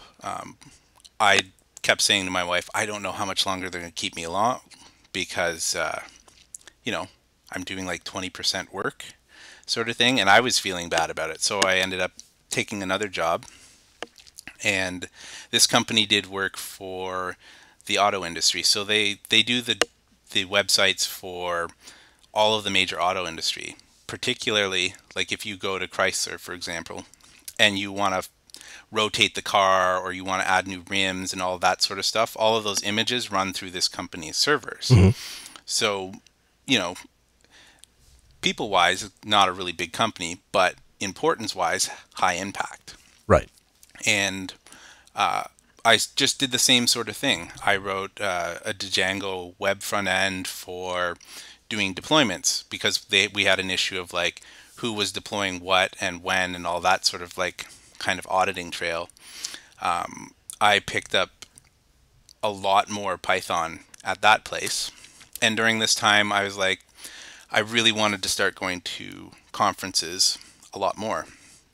I had always been going to Ohio Linux Fest, which, by the way, plug, their conference is coming up on October 12th, and I will be there doing 3 different talks.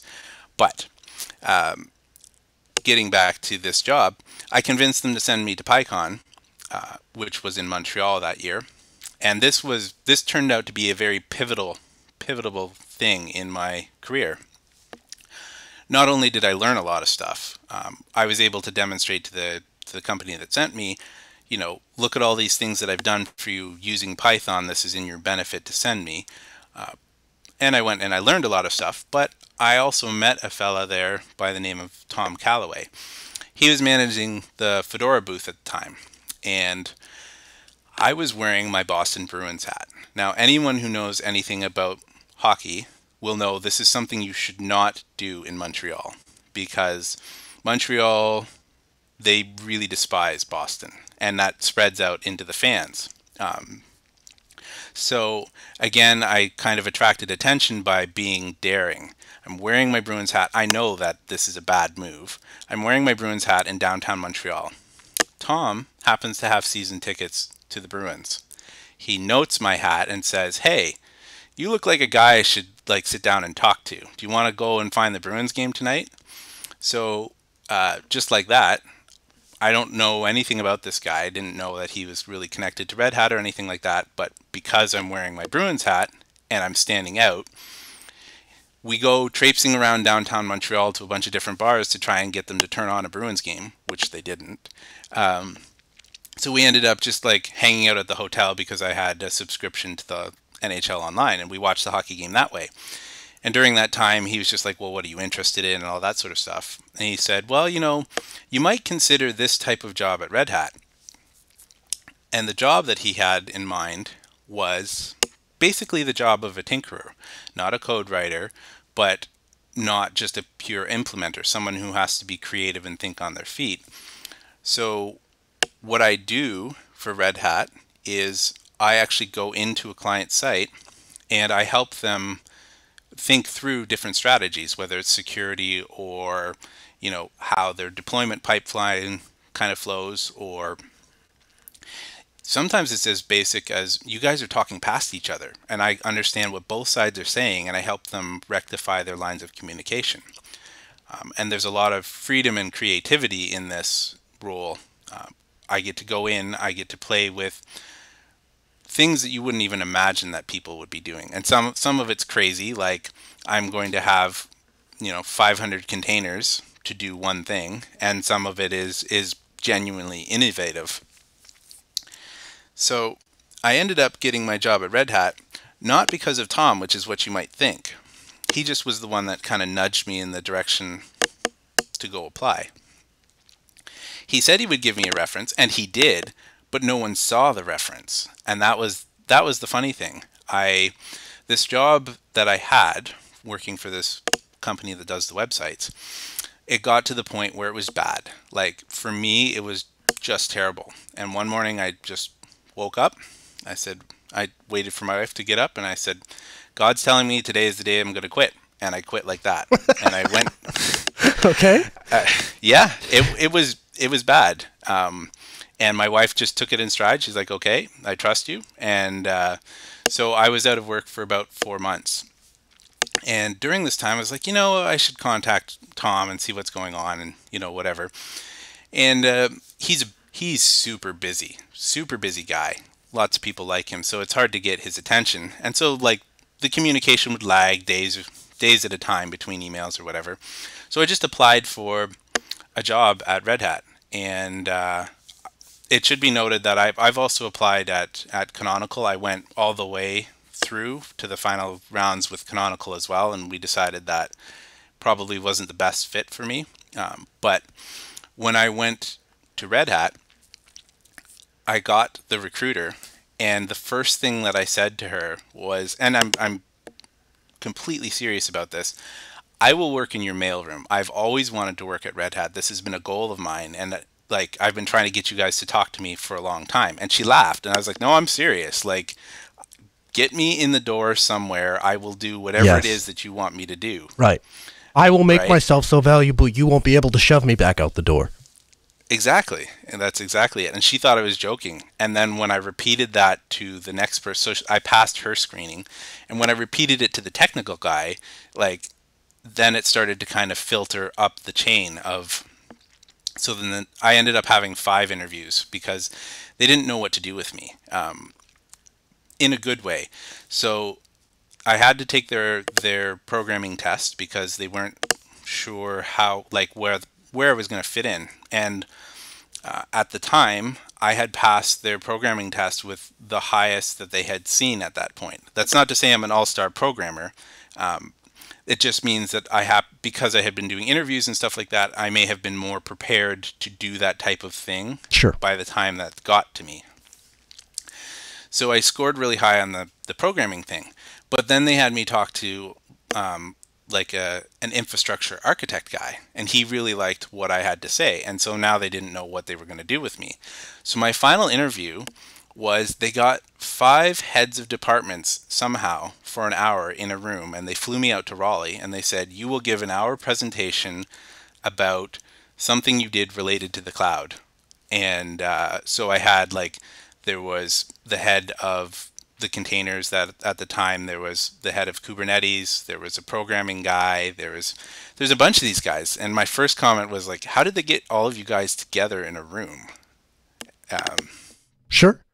This is so, Steve. If I'm understanding what you're telling me, the overreaching message here is that what Red Hat looks for is not who has the best marks on an application or who can pass with the highest test score, any of that. What Red Hat is looking for are people that are genuinely passionate, who can provide a genuine value to their company, and if you possess those things, they'll find some way to utilize your skill and write you a paycheck to do it. Yeah, that's absolutely right. I think Red Hat really does value passion and community and your drive. And they put a big focus on getting to know the right you, and they want to intersect your skills and your desires with where the company is, and they feel that that is the best way to provide people a means to make a living, but at the same time to drive the innovation. If they can find that bullseye and put you right in the middle of all of that, they know that it's good for you, and that in turn is good for Red Hat. I did a talk at Ohio last year about what it's like to work at Red Hat, and I'd be happy to talk with anybody about that specific topic at any time. So it's funny you bring that up. If you're okay with it, I kind of want to talk about our exciting project that we're working on. Sure, go ahead. Awesome. So one of the things that you and I have talked about is the fact that it would be great to see Red Hat do more community outreach stuff, and specifically you to do a lot of community outreach stuff because you have so much experience in these varied workplaces and varied environments with all of this really cool technology. And so what Steve is going to start doing is he's going to start to put together some tutorials for us here on the Ask Noah Show. And every couple of weeks, every month, every so often, whatever schedule him and I land on, we're going to air those tutorials. And so one of the things that's always been my passion is helping people get started with technology, helping people get into technology. And if those of you that follow me back in the last days, you'll remember I used to do a similar kind of thing. When I would find a piece of technology I was excited about, I would do a tutorial. Now these days I just don't have the time between prepping for the Ask Noah Show and helping with all these other projects that I'm involved in and running a company. I just don't have a lot of spare time. And Steve is doing this literally as his day job. So when a new technology like Kubernetes comes out and you want to know what are Kubernetes and how do they work and how do we set them up and what can you do with them, there is somebody like Steve, who is, by the way, more than qualified to talk about Kubernetes, as I'm sure he'll talk about in a second. He can go through and give you a short elevator pitch that we can air in the show. And then either, if the tutorial fits, we'll put it in the show, or we'll publish it outside the show, and we'll have a link and reference to you so you can go back and dig in and find more information. Is that a good elevator pitch, Steve? I just kind of winged that. Yeah, it sounds pretty good to me. So just on Kubernetes, for example, just because I brought it up because it comes up in listener email, it comes up in the contact form. You have some experience with Kubernetes. Yeah, I do. So my job since I've been at Red Hat has been to work with OpenShift, which is Red Hat's platform for Kubernetes.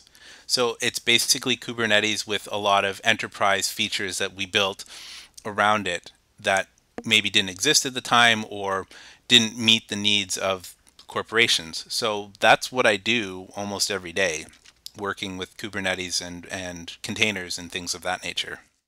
I love it. Steve Ovens, thanks so much for joining us. I appreciate it.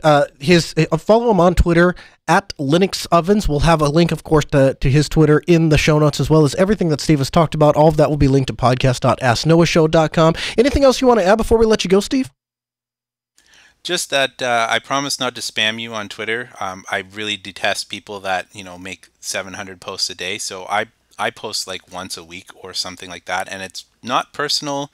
It's usually all technical. You won't get my political views on anything or anything like that. It's to help with announcements and to make amplification of signals.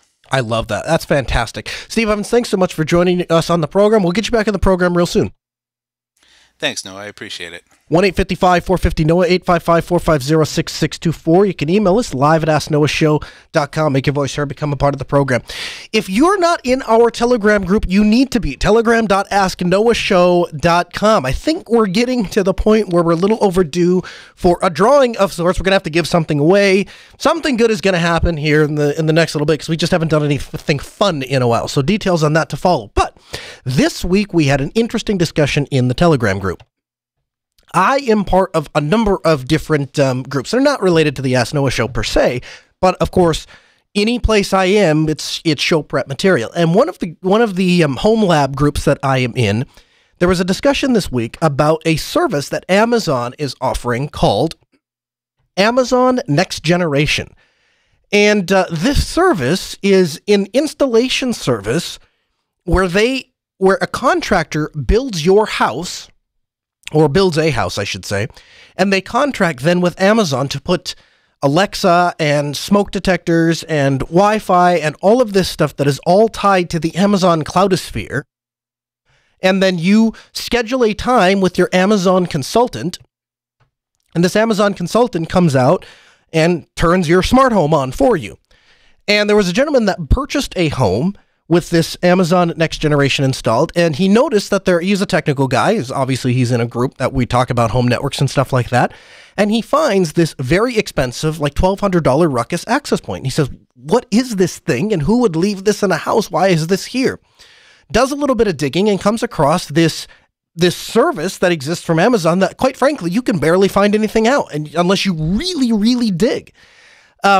Calls the service up, calls Amazon Next Generation up, and says, hey, I have this access point that's in my house, and I want to use it because it's like a $1,200 access point. And they tell him, you can't activate the access point. You actually have to go through us, and we're gonna come out and do this. And so he has been explaining and documenting this entire procedure of getting this home that he purchased with all of this technology built in that he can't use because he needs a consultant from Amazon to come out and activate the stupid thing for him.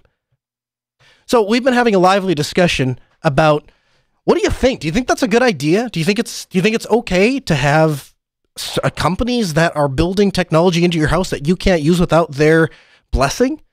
Does that seem like a good idea to you? So you too can be part of that discussion. Telegram.asknoahshow.com. Also, another thing I wanted to mention is our logo competition. We are rapidly winding down our logo competition. We've gotten some fantastic submissions. We are having a board meeting where we're going to, all of the Altispeed team are going to come in and sit down, and if they're remote, they'll obviously be sent copies, and we're going to look through all of the top designs. And then from the top designs, it will eventually go to our graphics and promotion team and social media guys, and they will pick their top favorites, and then it will ultimately come to me, and I get the final say because my name's on the door. But if you have an interest in submitting a logo, we are refreshing our logo at Altispeed's Technologies. We've gotten to a point where we said we're coming up on 10 years. And so we want to start the next year out with a bang. We previously said the deadline was going to be in November, but we may move that back as we have gotten wonderful, amazing submissions. I'm absolutely confident we would come out with a fantastic logo if we stopped now. But if there's somebody out there that wants to give it a shot, email us, logo@altispeed.com. Send in your design. You can just send a JPEG or something like that, just enough that we can look at it and decide if it's something that we think would fit us well, and we will, of course, get in contact with you and say, hey, this is really great, but we need to make this change or that change. All of the details can be found in a previous Ask Noah episode where we kind of outline the competition a little bit more thoroughly. We'll link to that episode in this episode's show notes. And so if you want, again, the show notes, if you're not reading the show notes, if you're not going to podcast.asknoahshow.com, you're only getting about half the show, because like this week, there's 1, 2, 3 articles that we didn't even get to, or 4 articles that we didn't even get to because we just don't have time. And we have so many interesting things to talk about with people like Steve Ovens and our next guest, Dalton Durst from the UbiPorts project. That's right. Basically, there's a group of people that came out and said, hey, you know what, Canonical? We don't care that you want to kill off Ubuntu Touch. We don't care that you don't think that Linux belongs on the phone anymore.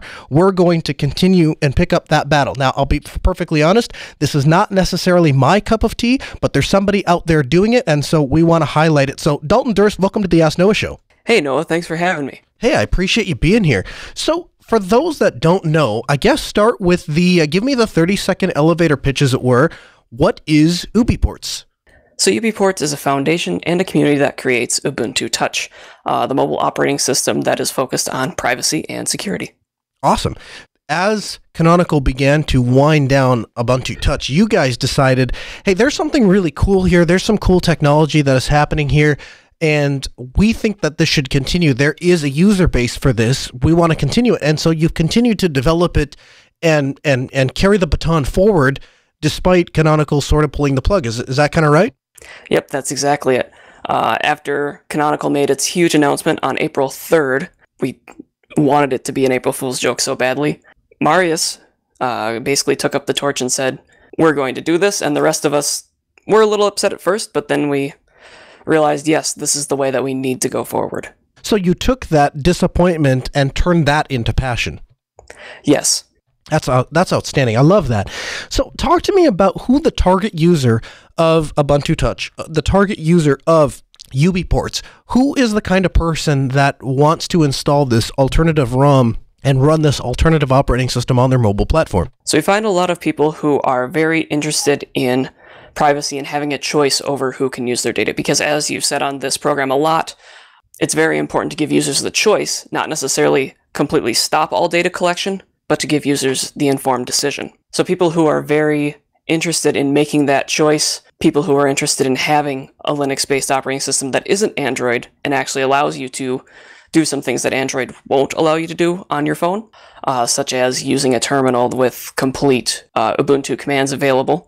How has it been getting developers on board and getting people to actually write software for your platform? Because one of the issues I think that that keeps a lot of people out of the mobile development space, is particularly as it relates to operating systems, is that if you don't have a robust app ecosystem, it drives users away. And so you have to have users that are being very intentional about their choices, very intentional about their decision to focus on privacy over convenience. But to a certain degree, you have to have a certain amount of apps to make the platform useful at all.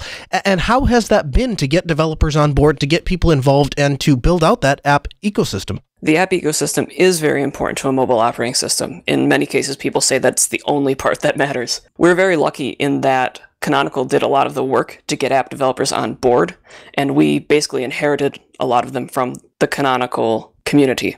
So they were developing these apps already, and you just picked it up and said, well, the project's going to continue. So if you don't want all your hard work to go to waste, you can continue to bring those apps to life on this platform. Has it being a Linux operating system, basically Linux for the phone, has that allowed you to kind of subvert that in a certain way? So for example, Telegram already exists for the Ubuntu desktop. Do you have to rewrite everything for the mobile platform, or can you basically do some kind of UI work to tweak native Linux apps to run on a mobile infrastructure? There is a project available. It's called Libertine, and it is part of Ubuntu Touch OTA 4 that we just released that you can use to install desktop apps on your phone. However, most of the time you'll get a better experience if the app has been developed specifically for Ubuntu Touch with our toolkit. Sure, and honestly, Dalton, that makes a lot of sense to me, and I've said this numerous times. I don't think that desktop applications and desktop interfaces and desktop designs translate well to a 4-inch screen, nor do I think that things that work well on a 4-inch screen translate to a 27-inch display where you have a keyboard and mouse. Like, those are two entirely different computing infrastructures, and two entirely different interfaces are going to work a lot better. But I can see a huge drive for the mobile businessman, for the mobile system admin, for the guy who really, really likes Linux. I can see them saying, I just want to be able to run, like maybe a native terminal app, or maybe Sublime Text, or any of these apps, just because you can, just because it's fun to be able to say, I can run these Linux apps on a tiny little phone. Yep, and we totally see that use case in our community. We have one person who wrote scripts. I believe he's using Object Pascal, and he writes Docker management tools and other DevOps tools for his phone.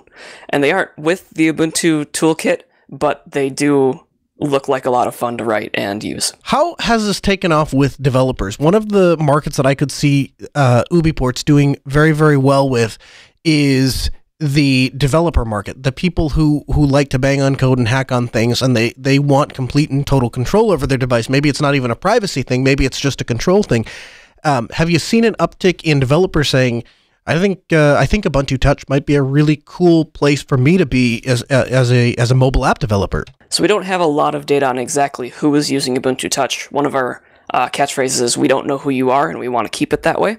But we do see a lot of people who come into the community and say, hey, I'm a developer, how can I help? Or, I'm a developer, I made this app, what do you think? So we see a lot of those type of people coming in, helping out, and using Ubuntu Touch in the meantime. That's very cool. One of the things that prompted this very interview was I kept hearing from a number of community members. Our entire production team was, very big on getting you on the program and said, you've really got to talk to this guy. It's really great. And the big event, as it were, that kind of inspired all of that was the over-the-air update. The I think it's version 4 that has come out, or the 4th update maybe is a better way of saying it. Tell me what's new with OTA 4. Yes, we just shipped OTA 4 yesterday. OTA 4 is the first release of Ubuntu Touch based on Ubuntu 16.04. So previously we were using Ubuntu 15.04, which was very out of support by now.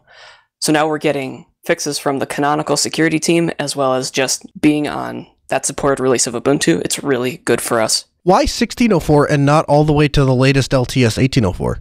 Ubuntu 16.04 had a lot of nice things that we wanted to keep. It still had a bunch of the packages that are required for Ubuntu Touch. They hadn't quite been removed by the time that Canonical decided that it was time to drop the project. And it also doesn't require systemd. Ubuntu Touch is currently running Upstart as its init system, which is an alternative to systemd. And it was what Ubuntu was using before the whole systemd craze started. And a lot of the work has been done to port to systemd and all of the packages that are missing from Ubuntu, but it's better for us to not finish all that work now, to be able to have an update that comes out before, 2020. One of the structural things of Ubuntu is that they continue to release the security and serious updates, as it were, for the LTS for 5 years. And so even on 16.04, their design decision and update decision and security practices are fundamentally what's allowing you to do that then. Yep, that's completely correct. Outstanding. What kind of devices can I expect support on if I was interested in playing with UbiPorts, if I wanted to run Ubuntu Touch? Can I load it on any phone known to man? Is there a specific list of phones? Do I have to buy a specific phone? So due to the way that Android drivers work, most of them aren't actually committed into the Linux kernel, and they're not open source, so the community isn't able to continue making those into new kernels. So we have to use both the Android kernel and the Android drivers that came with the phone. So we do have a list of supported devices, and you can find it at devices.ubuntu-touch.io. On that list includes the Nexus 5, the Fairphone 2, and the OnePlus One. Dalton Durst, ubuntu-touch.io, ubiports.com, at ubiports on Twitter, Telegram, Matrix, and on Mastodon. Dalton, thanks so much for taking the time to join us. Yeah, thanks for having me out again. We appreciate it, man. We'll get you back in the program real soon. Again, that was Dalton Durst. Phone lines are open, 1-855-450-NOAH. It's 855-450-6624. The email, live@asknoahshow.com. Make your voice heard. Become a part of the program. Just a couple minutes left in the hour. This guy, I just want to bring a little bit of attention. Don't want to spend a ton of time on this, but unify-led.ubnt.com. It is a network-managed LED panel with a dimmer switch. That's right. The fine folks at Ubiquiti, products who we absolutely love, and with just a couple of exceptions, use their products exclusively, have developed a drop-in LED light panel. Now, this light panel will replace a standard ceiling tile. Now, here's the great thing. This is the very cool thing. It's powered PoE. That's right. You heard that right. The light panel, which offers a 100-watt light panel that drops into your false ceiling, is powered over Ethernet. So it is a network light that is powered over Ethernet. You run your network cable, low voltage network cable, into the ceilings. Doesn't require an electrician. Replace ceiling tiles wherever you want with these network managed LED dimmer panels. And then from the Unify Control software, you can program network-based dimmers to work. Now, this is not a cloud product. As Unify has done numerous times before and continues to do, they offer local network on the LAN-based devices, things that anybody can use and don't require any sort of cloud, or they certainly don't require an Amazon representative to come to your house and activate the stupid thing. I think PoE lights are absolutely going to be the way of the future. If you have ever had to deal in a large office environment or a warehouse where you just need to get some lights going, you know how expensive it is to get an electrician out there. Not going to spend a lot of time on it, but just wanted to bring your attention to it. More information in the show notes. Hey guys, did you know this episode is available as a downloadable podcast? That's right. To subscribe to the feed or download the latest episode, visit podcast.asknoahshow.com. There you'll find not only the latest episodes, but all of the articles and material referenced in this episode. You can get the latest, of course, by following us on Twitter @AskNoahShow. The Ask Noah Show continues next Tuesday at 6 p.m. Central. Huge thanks to Vox Telesis for providing our phone systems. Ben, our producer, Sarah, our call screener. This hour of the show may be over, but there's plenty more content for you 24/7 at AskNoahShow.com.